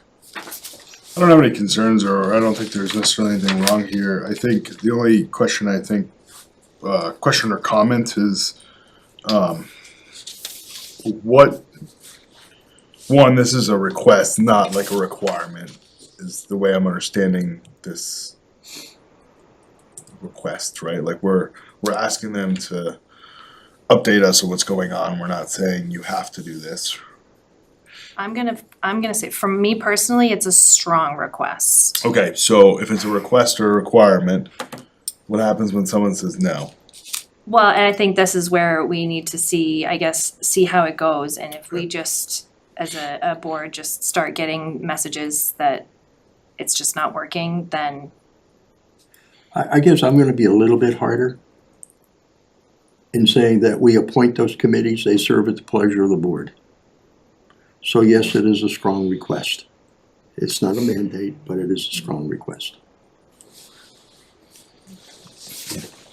I think we can reevaluate and see. Yeah. See how it's going. Sorry, Ava. No, I think for me, I wanna recognize that these are all volunteers and a lot of them are giving up a lot of their time as it is. So while I would love to see that, I think, and I brought this up before, having them kind of quote unquote summoned here to present to us, in the past, there's been that dialogue back as, well, you're more than welcome to come to our meetings also. And so I would just wanna make sure that it's communicated in such a way that we're really trying to do this as an opportunity to provide dialogue, and not as a gotcha kind of thing, if that makes sense. I guess I understand where you're coming from, Leah, but if somebody says that, you know, you're welcome to come to our meetings, I'm going, okay. There are 1, 2, 3, 4, 5, 6, 7, 8, 9, 10. So I'd have to be at every meeting to know what's going on, and it would only be me and not the board. So this is a way for them to show us that they're willing to communicate with us on what's going on without every meeting being attended to.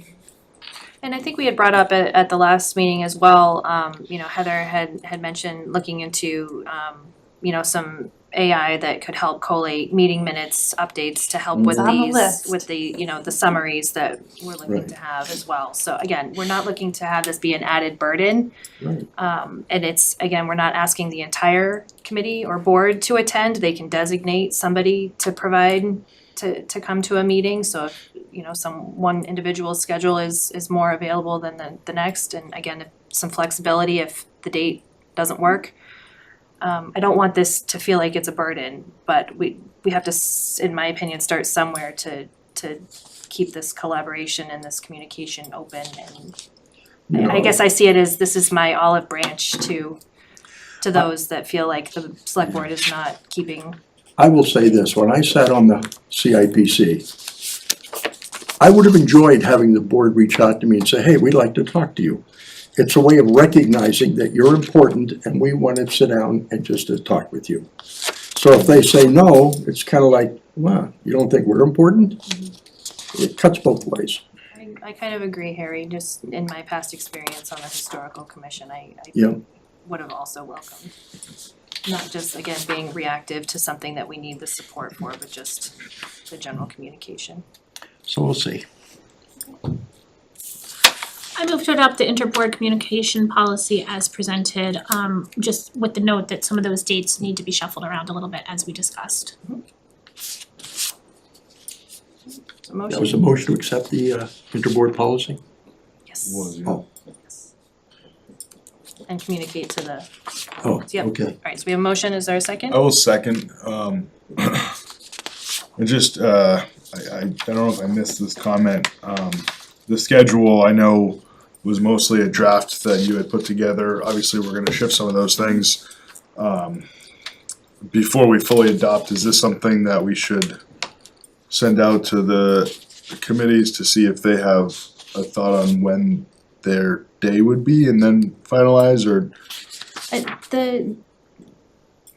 The goal of having the schedule right now is, again, to try and solidify what those are. So if we present them with, here's what we'd like to have you, and then have them come back to us to say if we could change it just due to this conflict. So we're accepting, the motion, and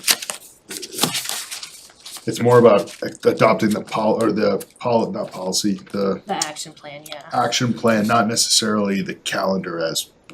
Right, well, to at least, the approvals to move forward with the calendar, with that switching of CIPC and bylaw committee, with the understanding that it may be updated due to conflicts if individual. Throughout, okay, so Reach out, relatively yeah. flexible schedule as we move Yes. through. Yeah, Yes. okay, cool. Okay, so there's a motion and a second, any other discussion?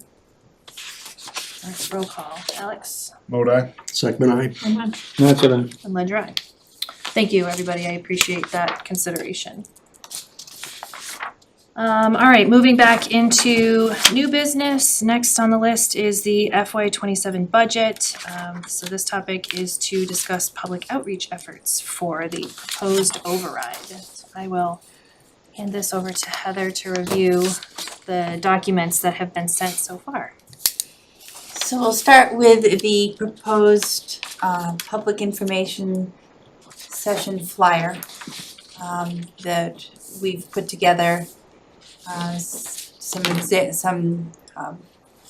potential schedule for the hearings and additional events that are happening that we can take advantage of, such as the Community Expo. I think there's also the townwide yard sale. I'm sure we will be walked past by every single person as they are getting the next best deal. We're scheduling most of these for the library facility simply because it is the most centrally located and accessible building. But we'll certainly have one at the senior center as well. And in addition to this, I would propose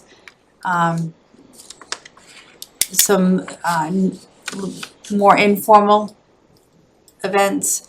I'm proposing a coffee with the town administrator for a series of afternoons in the month of March, where I will sort of position myself with a cup of coffee and meet and greet anybody that wants to come and talk budget. And then as some other, I'd like to attend a few of the luncheons at the senior center and just have some one-on-one conversations there as well. I've put it out to anybody and everybody that if there are other events, community or you know, events that you or organizations that you are members of that you think would be open to a 15-minute presentation by myself or by other department heads, I'm happy to attend those as well. So this is more of the formal schedule of public information sessions, but opening it up to individual and more informal settings as well. Any initial concerns or questions about the proposed schedule? Is there enough of them? Are there too many? Go ahead.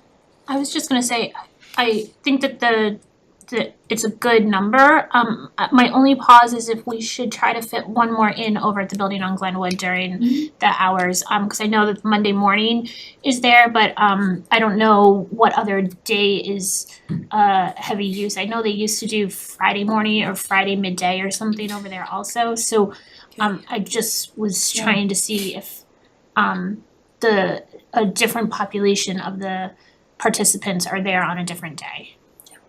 But that's my only, I think otherwise, I mean, even without that, it's fine. Yeah, no. My question is just to confirm if you, what's your preferred board involvement for these? Do you want to see if we have a quorum and have meeting agendas posted, or is this just if you're available, select board members can attend and provide their comments or help with respond to questions? Well, I guess that's a question back to you all. What is your level, what is your comfort level with participating? In the past, I have not had boards post meetings, although several members have attended. A, to show support, and two, to use that as an opportunity to gauge reaction. You know, to hear the questions that are being asked, give me a little evaluation. So I guess that's entirely up to the board. I'm happy to post a meeting for each of the events as a just in case, but I don't want the board to feel that attendance at every one of them is necessary or that I'm expecting you to be at all of them. To me, I feel like we did post agendas for these last year. I don't remember if we did that or not. So if last year they were totally on select board because the select board decided not to pursue the override, so at that Right. point it was more information as to the non-override budget, and so it was totally on select board to field those. I think in the previous time when Gary was here and FinCom was the supporting agent, I can't remember if FinCom supported or posted meetings for those, but I don't think they did. No, cause we assigned, like 2 or 3 Individuals. people to go to each of them. And I know sometimes there were other FinCom members or select board members in the audience that were there to, just as you reiterated, like to listen and take feedback and everything, but not really actively participate. If there was something that the town administrator needed, had questions or something they might direct towards or, you know, seek information back, but that was, last year was totally different. Okay. If I could, as a suggestion, again, just to be, I don't, I'm sure people have to look at schedules, and I know some of the daytime during the week for those of us that work might be tougher to get to. But as a suggestion, would the board be comfortable with posting meetings for these dates and times in the event that there's a quorum? Should we need to have any conversation, and just leave it open to whichever board members are available for whatever dates? I And we can personally, I'd always- leave it open, and if the quorum there, I'll wear a sign that says citizen, not board member, I so was, they know.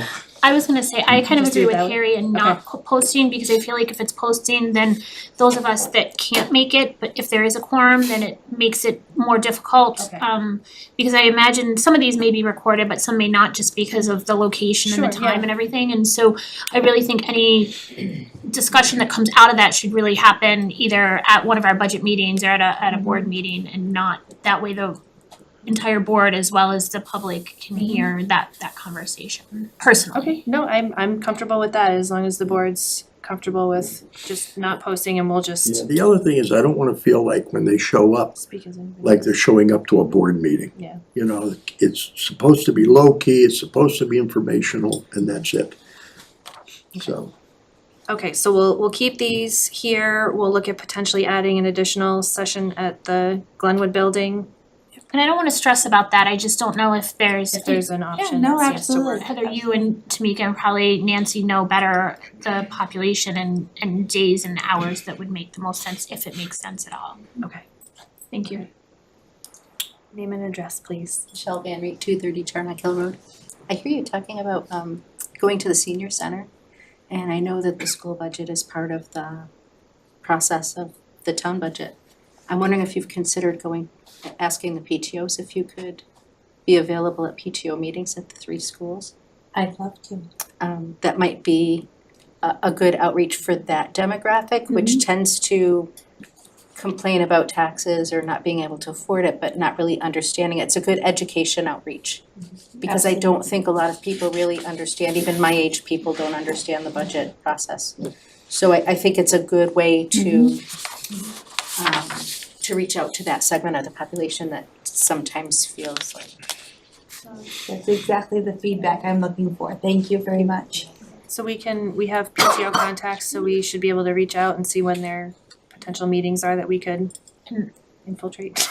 And similar, I don't know about Rutland Little League and Rutland Youth Soccer and Wachusett Cheer and flag football and everything. I know not all of those are Rutland only, but I think a lot of the board members are, so I don't know, to kind of piggyback on just getting that information out to a broader set of demographics, and a lot of those may not be able to make some of these meetings just because of sport Because- commitments. Because they're committed elsewhere. Yeah. Great. Keep the suggestions coming. Thank you. And thank you for putting this together and for all the time that you're going to be. Good. Well, it's important that we get these scheduled so people can get them on their calendars. So that leads to the next document that I provided, which is sort of a very robust sort of set of deliverables and calendar schedule. Just to let you feel the cadence in which we want to make sure that we're posting on social, that we're uploading documentation to the website to keep this very much in the public's conscious. And if there's something that I haven't thought about, to be able to add it, and again, with the caveat that I sent you this morning, that I realized I didn't give you a lot of time with it, so this will be on your agenda for Thursday, so there can be more discussion and more feedback then. But sort of the, my expectation or my ask is that whatever feedback you have on whether this is the right direction that you feel that your constituents will receive well, or if it's, I guess, too much of a bombardment of information, or you know, I guess just a sense from you all how you feel the community would respond to that type of outreach. If there's any comments on what's there, otherwise we can have the time to review it at our Yeah, meeting I'd Thursday. like to, I had a question, but I'm gonna save it if we can review this. Yes, it's on the agenda for Thursday. I'll save it for later. And then finally is a very boring and somewhat lengthy list of topics of the impacts of the override. We're working on developing shorter, more graphically pleasing flyers and snippets that will go out. But I wanna make sure that there's one central document where I'm capturing all of the possible ramifications and impacts. So it is lengthy, and I don't expect that if we were to publish this, that anybody would read it. But it is sort of the working document in the list. So please feel free to email any additions that you feel are appropriate. It's still with department heads. I'm getting their feedback. You know, everybody's had a chance to look at it at different times and is responding accordingly. We are working on a one pager that I'll have for Thursday that we intend to have in every office. You know, have them on tables in town hall, tables at the community center, senior center, on the table at the library. So we'll have a one pager for Thursday for your review. But again, any input that you have into the lengthy list of impacts would be very beneficial. And I think that the other component that I didn't really touch on is that the cable staff is working with all the department heads to queue up some videos. I think that our approach to this is going to be to do the interviews and put them all together into one video, and then have shorts that we can then distill and release on social media. You know, keep people's attention span in mind. So that's in the process, and I think that's great. And we plan to have two videos. One that really highlights all of the great things that every department is doing and every department head is focusing on, providing services and benefits to the residents. And then we'll have a second video that will tend towards the narrative of what the budget reductions might look like to those services. 2 tracks. So if I might, so we're looking at presenting to the townspeople one of two things. One is an override, no matter what it is. If it doesn't pass, then we go to a slash budget. There is no alternative. There isn't an in-between that says, you know what, well, maybe we can take 300, not take or say, not move 300,000 and we'll cut that so we don't have to slash as much, but we still have to slash. It's either you do this or you're in tough luck. I think ultimately that's a select board decision. It's a strong recommendation from my office that we do not use any additional any additional free cash or other one-time revenues.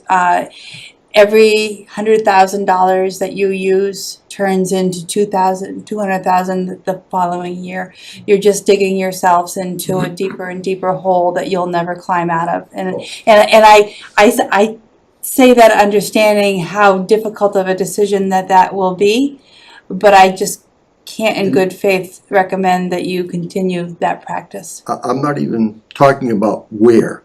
I'm just talking about, have we thought about another alternative that puts less stress, less pain on our townspeople? And ultimately, less on the employees of the town that we can do. So I'm looking at, and not now, but let's say it doesn't go through. When we come back to discuss the budget, we still have the opportunity to decide if we really want to slash that much, or do we not put this here or do that there. It's not a totally slash budget, is what I'm trying to say. Because otherwise, you really are, If I may, I think, I just think that telling them that this is the way it's gonna be is tough when we haven't looked at, and that's why I asked, have we looked at it? And if not, then the board can choose that when the time comes. if I could, just, I get, because this topic is centered on the education efforts for the override. I hear what you're saying, and if the board feels like we need to come up with potential additional options, I know, like, for example, last year, Paxton, I think they actually called a special town meeting to try for an additional override. There are potential options, but if that's something the board's interested in discussing, I would say we should put it for a different agenda. I don't wanna confuse our townspeople anymore. I agree. I'm just saying, when the time comes, we still have the flexibility to decide what gets cut or what doesn't get put away or things like that in the slash budget. We If I still have may, the opportunity at that point. so you'll have already had your town meeting. And at that town meeting is when you make the appropriations. So the select board does not have the authority to make appropriations after that town meeting. You'd have to call another town meeting. You wouldn't be able to add money from any source without a town Another meeting vote. We'd have to come up with a plan and have another town meeting With to- the slash to budget. with changes to No, no, with, whatever was no, I'm approved not at town proposing a meeting. change. I'm saying after if it gets voted down, God, I hope it doesn't. If it gets voted down, the select board then has to deal with the cuts. The select board and the finance committee still have the opportunity to figure out where those cuts are going to come from and how. Just because we did it here doesn't mean it's cement, because we're not presenting it to the town, the slash budget.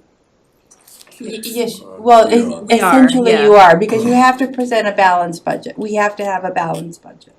So essentially, you would be presenting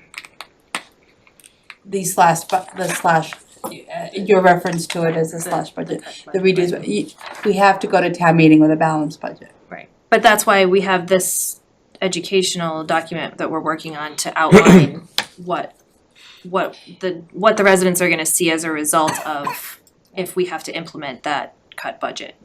The department heads are providing their feedback so that we can have it outlined for residents, right? You have to have a balanced budget before June 30th.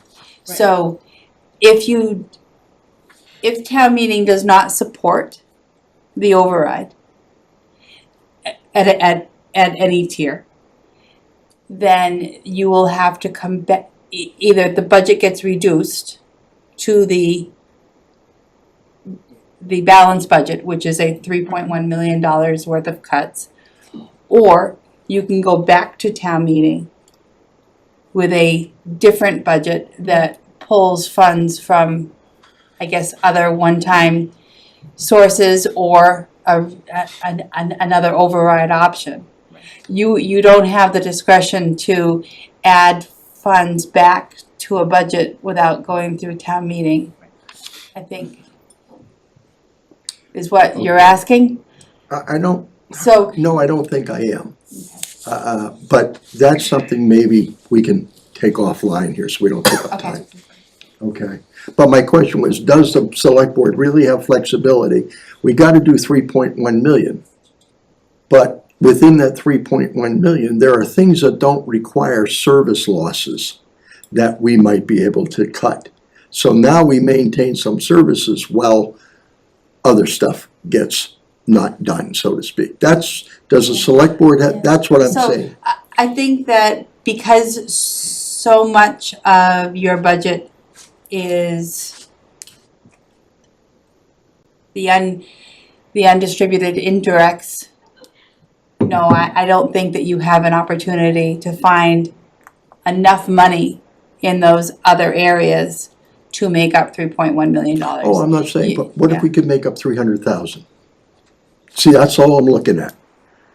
If there were three, so not to belabor, but I think that now would be the best time if there's a feeling that there's $300,000 that can be made up. Now would be the time to have that discussion, rather than get to town meeting and then have to go back. So maybe I'll bring it up at the joint meeting on Thursday. Yes, yeah. If you've identified an opportunity for a $300,000 savings, please let me know. I don't know what it's gonna be, but I'm just saying, if it was 200,000. Yeah. Do we owe it to the town and the employees? But I sincerely encourage that if anybody feels that those opportunities are there, let's have that discussion now rather than after. Okay.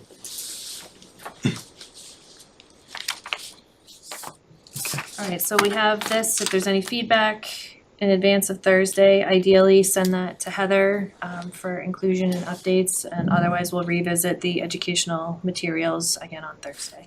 Okay. With ideally the goal of approving so that we Yeah. can start distributing, yes?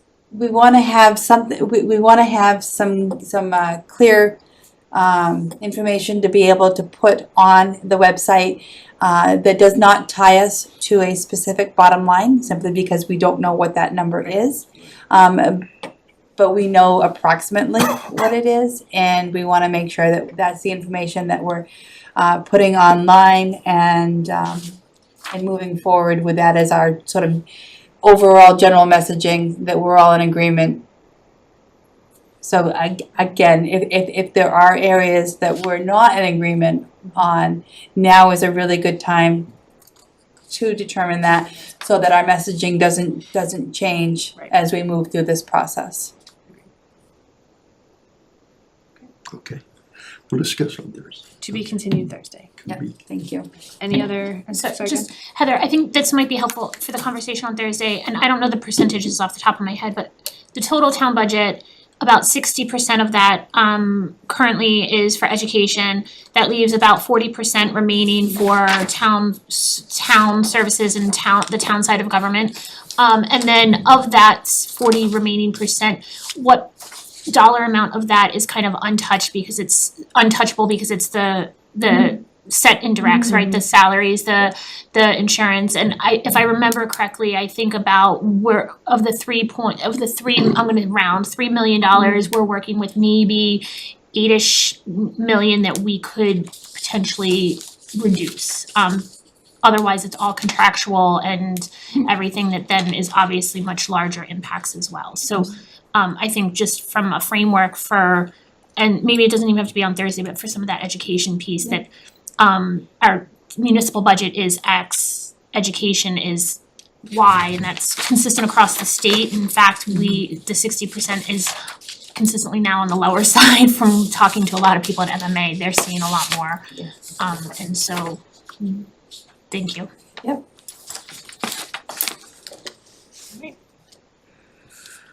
Alright, so moving into next item is the ADA coordinator position.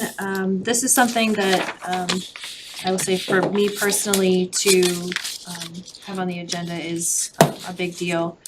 It's a position that has been vacant for a little while. I believe there are MGL requirements around the town having an ADA coordinator, as well as specific information that we have to have on our website about ADA and ADA compliance. So this is for the board's information and consideration.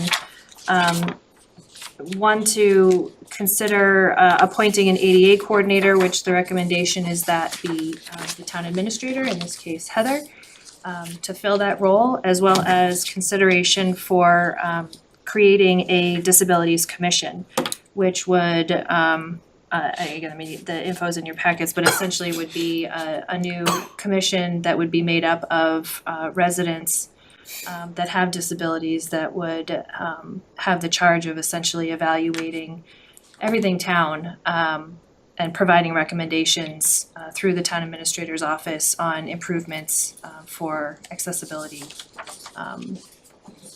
Heather, I don't know if you want to add anything. So the Americans with Disabilities Act does require that a municipality have an ADA coordinator. Rutland is currently does not have that position filled. Quite often, as Jen said, it is assigned to the town administrator. I've had that particular role identified on my behalf coming into a new community. This is the first time that I've ever asked for it. So that's one of the components. But to truly make that role meaningful, if the select board would consider asking town meeting to create the disability commission, it gives the community such a leg up in applying for the Americans with Disability grant programs. Some of the grant programs that I'm familiar with will give a community up to $200,000 to do ADA work. And one of the primary goals of the Disability Commission would be to do what they call a transition plan, and that is basically an overview of all of your public spaces with the lens of accessibility. And there are grant funds that are available to hire a consultant that would work with your commission to do that work, and you are presented with a plan that prioritizes the work, building by building, space by space, and then you use that plan to apply for additional grant funds to do the work. Communities that have a commission are automatically scored higher in that grant ranking system, and for obvious reasons. Well, one is it shows that the community supports this and has a commission of individuals that are dedicated to doing the work, but it also provides an avenue for residents to interact with the commission and provide feedback, and it just is an overall I guess benefit to the community to have that, and much like we were talking about with the forestry management, there are no downsides to it. It just provides such access for those who have a disability, to know that their community supports them, to know that there's a designated group of individuals that are there to hear from them, to make suggestions, to make complaints, and then it would be my job as the coordinator to act as the liaison between the commission and the administration at the state level to sort of put all of that into action. So something I strongly support, and I think it's a really it's of all the things I do in my job, this is one that I feel has benefits that just go beyond, railings in a bathroom, right? There are things on our website that we could do to make that more accessible. There are things that we can do in our meetings and our minutes and anyways, there's some really tangible stuff that we can do right away, and I think it'd be a definite benefit to the town. I was gonna say, this is hits home for, this is what I do in my day job, is accessibility. So my experience has taught me that it's much broader. It's not just, as you said, the person that's in a wheelchair. There's short-term disabilities, there's the website that you mentioned, that websites need to be accessible. There's people with low vision, it's all these things that people don't necessarily think about as part of this, and having a commission that would be able to review this, to use a term we used earlier, holistically, evaluating everything, from our building spaces to our website, to ensure that everybody has access to this information equally, is extremely important. I found it really interesting when we were having, Mass DOT was doing a $5 million tip improvement project in one of the communities, and they were so focused on the public hearing process and how the public hearing was the only, the primary opportunity for residents to come and see the plans and make sure see how the project would impact their particular parcels. And there was a facility in that neighborhood with people with disabilities, and none of them could participate in that public hearing process. And it just, there are aspects that we just never really take into consideration, and this is an opportunity to have a group of people that would help us identify what those changes and improvements could be and make us more accessible as a town. If I may, I fully support this. In years past, the town administrator has been the ADA coordinator, so my guess is it was missed this past year with the appointments, just because we were in the transition with an interim and everything of that nature. But I love the idea of establishing a commission, and I need to look at this, sorry, I skimmed on this a little bit, but I just wanna ensure that it's, the commission is set with individuals who are looking at things truly through a need for It's a requirement. Okay. The Mass office requires that a certain percentage of the commission members have to have either a disability themselves or an immediate family member. And I think in the past, the challenge has been finding volunteers to fulfill that. So I know from even doing the work with the open master plan and the open space plan, that having that ADA compliance piece is huge. And I believe CMRPC has a lot of opportunities even for assistance, whether it's through grants or whatever. So I fully want to take advantage of it. I just want to make sure that we're doing it truly to benefit our our community as a whole. And I know even just as far as, subtitles on our meetings and everything, that's been a challenge to have consistently, and accessibility elsewhere. So I think I fully support it, and I just wanted to say, I think historically, more recently historically, it has been, as the ADA coordinator has been sitting with the town administrator, so I think that is fair for sure.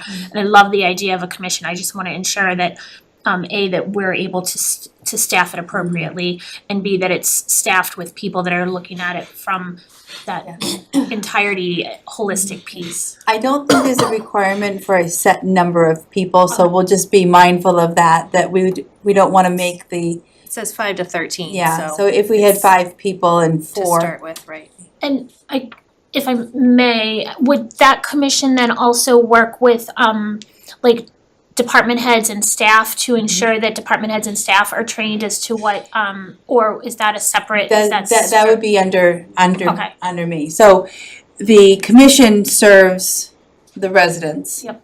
And is a opportunity for residents to interact with the commission, and then the commission, basically, I would then work for the commission as their technical advisor As and their staff. and basically their admin. Again, I've worked with the with this particular grant program extensively. I know that I know what kind of projects that they look for. I know that putting a transition plan into place is the first step. And they will support, they will provide grant funding for that transition plan if your town doesn't already have one, or if your town has one, but it's out of date. So that would be a really great first step, is to identify where we have issues. I think it also can potentially open us up for additional grant, recreation and like, council on aging's type, human services type grants, because we have that plan in place, so. Yeah.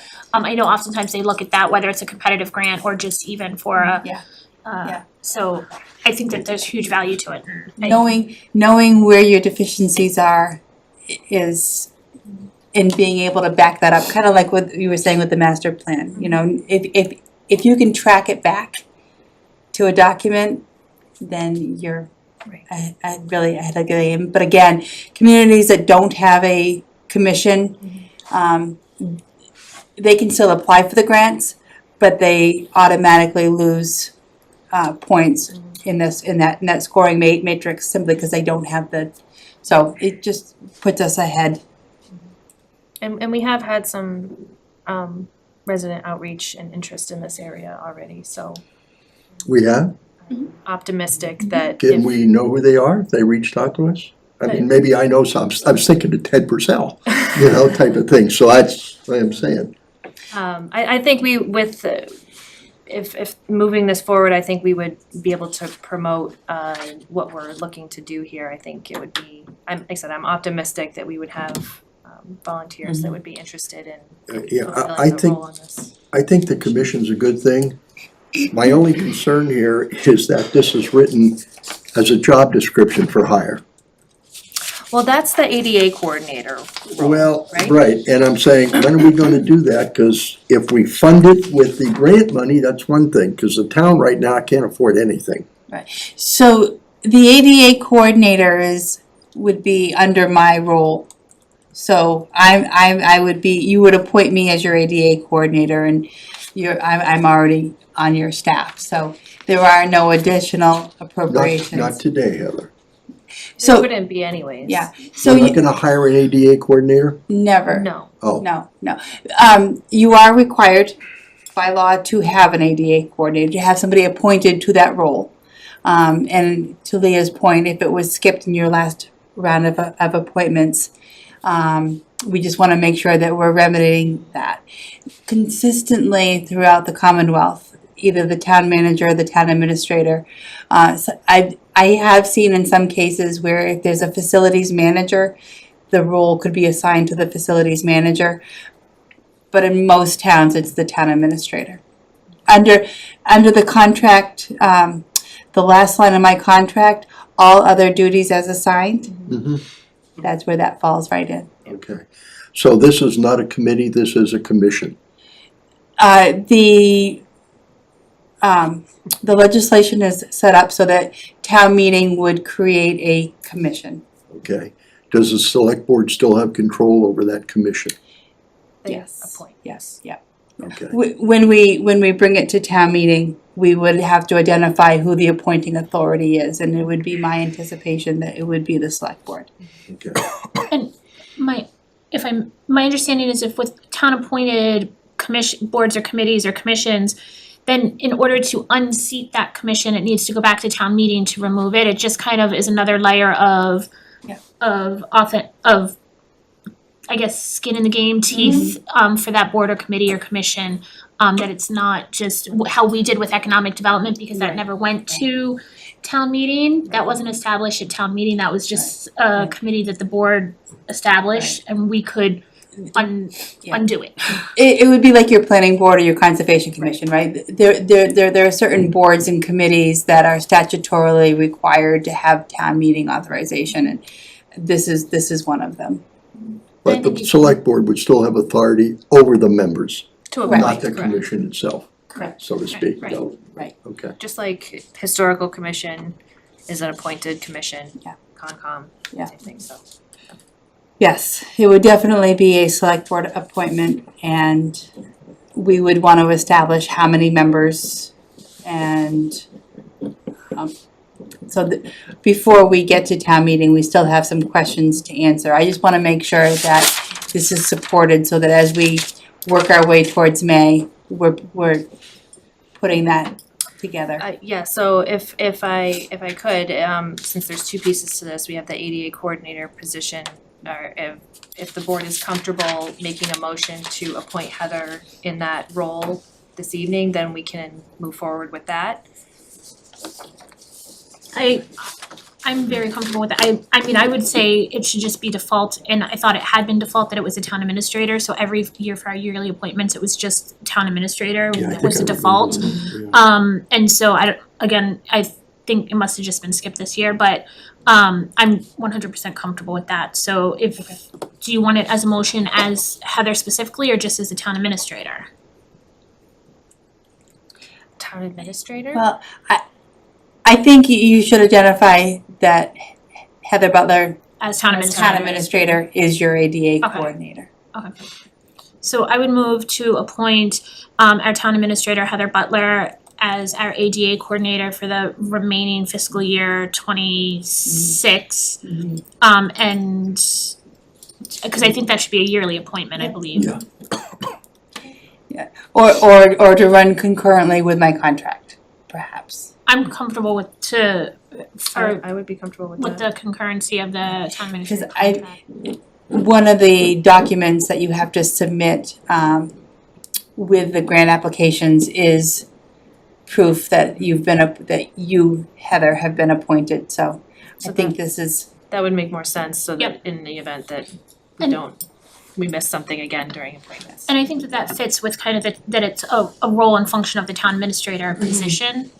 So I'm comfortable with that. Tamika, do you have that I do. motion adjusted or Yep, I amended did. or whatever? Thank you. Yes. Okay, alright, thank you. Second, So we have a motion and a second. Any discussion on the ADA coordinator appointment? All right, roll call. Alex? vote aye. Second, aye. Wait a minute. Benjamin. Roger, aye. Thank you. And then part two with the Disabilities Commission, just, it sounds like the board is in favor of pursuing this if we want to work with the town administrator's office to kind of come up with a plan of what needs to be done to present this for town meeting in May. Are we comfortable bringing this back around? Yeah, I'd like to discuss it more, so as we go forward, we can figure out, because I guess I wanna know a little bit more about what that commission does, what power it has. That's kind of where my concern is. We've got a lot of committees out there, and we need them to function properly, so I'm concerned about what that commission will do. So, yeah, So we can Yep. maybe come up with I don't know if it's too early to say something of like what a potential charge would be, as well as steps to get this on the warrant for town meeting and bring that back to the board. does the statute specifically discuss what the committee's responsibilities are? it does. I'll have to look that up, okay. And I just have a quick question. I see the draft warrant article for this, and for and I don't need an answer tonight. Would the warrant article need to specify, it has not fewer than 5 and not more than 13 members, and I like keeping that flexibility in a warrant article, and then through the charges and everything being able to adjust, and not saying that we can only have 5, because if town grows and there's more If you have ability. 7 people that come out and wanna participate, we don't wanna tell anybody no. Right, especially if it's a diversity, looking at the accessibility piece, and so I like having that, but I think that would, I think, come out through the charge, right, where we would seat the number, cause we would need to seat a number for the quorum, or set a number for the quorum purposes. Okay, thank So you. that doesn't have to be part of the warrant? The article I think can stay Okay. 5 to It 13. can stay flexible so that we can make adjustments as necessary. Alright, so we'll get some more details and info and we'll bring that back around as well. Thank you. Next up, annual town report. So this is underway for FY 2025. So we need to open the nomination period for the dedication and in memoriam pages. Pretty self-explanatory there. Anybody have questions or concerns? Just to reiterate that this is for fiscal year 25, so those dates are July July 1, 1st. 2024 to June 30, 2025. yeah, and if we can just, in any communication that goes out, put those specific dates, because I know we always Yeah, get that's on the form. I included it on the form because I know it's so confusing when we're doing like FY 27 budget, FY 25. Yes. Yeah, it's yeah, and then like confusing. Moses Howe is and Yes. all of that, and so I just, for all the forms, but also on the website, and even for our own, and if the office receives anything and you happen to catch that it's out of date, just kind of, cause I think we sometimes, Yeah. Yeah, that's definitely happened. We've kind of said save it for next year. As Yeah. sad as that sound, you know, so, but yeah. yeah, that was just my only Sure. Yeah. clarification on the dates. So I would move to open the nomination period for the dedication and in memoriam pages for the fiscal year 25 annual town report to close on March 2nd, 2026. We have a motion, is there a second? Second. Any additional discussion? Alright, Alex, Oh, would I? Second I? Limited. That's ledger I. Thank you. And last but not least, we have a draft annual town meeting calendar before us for consideration. As it's noted in our memo, we are trying to get this approved a little bit earlier, just again to have these dates set and also allowing for some additional time to ensure legal review is done on all the warrant articles, so that that is done by the time we have our meeting to place the articles on the warrant and talk about our recommendations, so we won't run into those situations where, if necessary, public hearings haven't happened or legal review hasn't been done on the articles, et cetera. So just giving us a little bit more room for that. Any questions on the calendar that's in our packets or concerns? So we would be looking at our, it is our next meeting, March 2nd, to open the warrant. Again, just wanted to get it out there, so yeah, I can't believe it's here already. And I just ask that everything be communicated to all the boards and commissions and department heads and everything. I mean, obviously through the budget process, we're working with the department heads and everything, but So that they know when the warrant is open. open and When it closed. closes, yeah. Thank you. No concern, I'll entertain a motion to approve the annual town meeting calendar as proposed. So moved. Second. Any discussion? Alright, roll call, Alex. What would I? Second I? Women, That's an aye. Ledger I. Are there any future agenda requests? Board members? Yes. I'd like to revisit Earth Day. I got the information on there, but there were no financials there.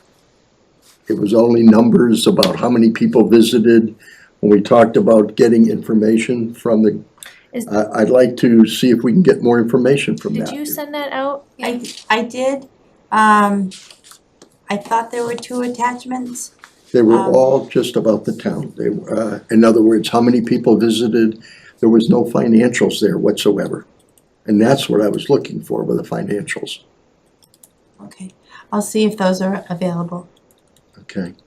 Where it's not a town department, I don't know what they have available for, I mean, if they're a 501c, they have to file every year Yeah. a tax return. I just don't know, so I will ask.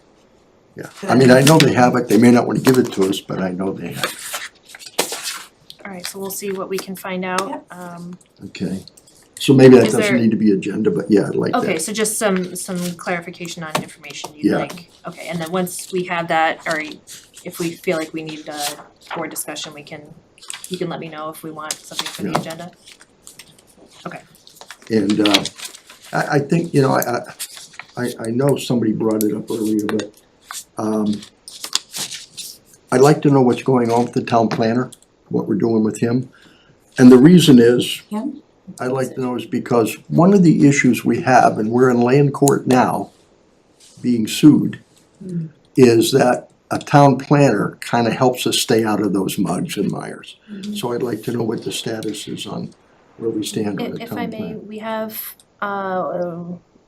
one of those departments on our schedule for Thursday, right? We can, we do? provide, Yeah, Planning board? you have Planning board, boards and commission. committees on your Thursday agenda. So we can definitely, Planning I'm- board is not specific. I- Oh, no, it is. Planning. yeah, they're, Is the planning board on there? Yeah, number one is planning, community development, and conservation. so Okay. I think for Thursday, we can touch on, Okay. I know Heather has conveyed kind of the plan and what's going on, but we can just make sure that everybody's hopefully on the same page with regards to that during those discussions on, because it is the it's the number one postpone question. is there related to budget considerations, so we can touch base on that on Thursday. Okay. And that will get into what's going forward, yes or no, on the planner? We'll talk about that, not just finances. Where do we stand? Are we moving forward or looking for somebody or not looking? That's I kind of think what, again, Yeah, because it's, yeah, that's- it's I think- related to the budget, so we can provide the okay, updates on the plan. okay, I can feeling- certainly speak to feeling. that. Okay, okay. alright, any other future agenda items, requests? Okay, upcoming board meetings, we have this coming Thursday is another budget hearing. March 2nd is our next regular board meeting.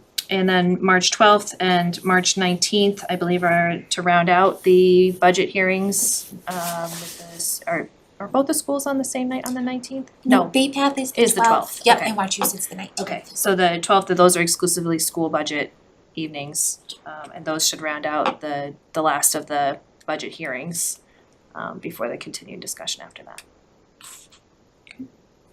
Is there anything else to come before the board this evening? Not, I'll entertain a motion to adjourn. So moved. Second, Any discussion? All right, Alex how would I? Second, I. That's enough. and Ledger, aye. All right, we are adjourned. It is 8:21.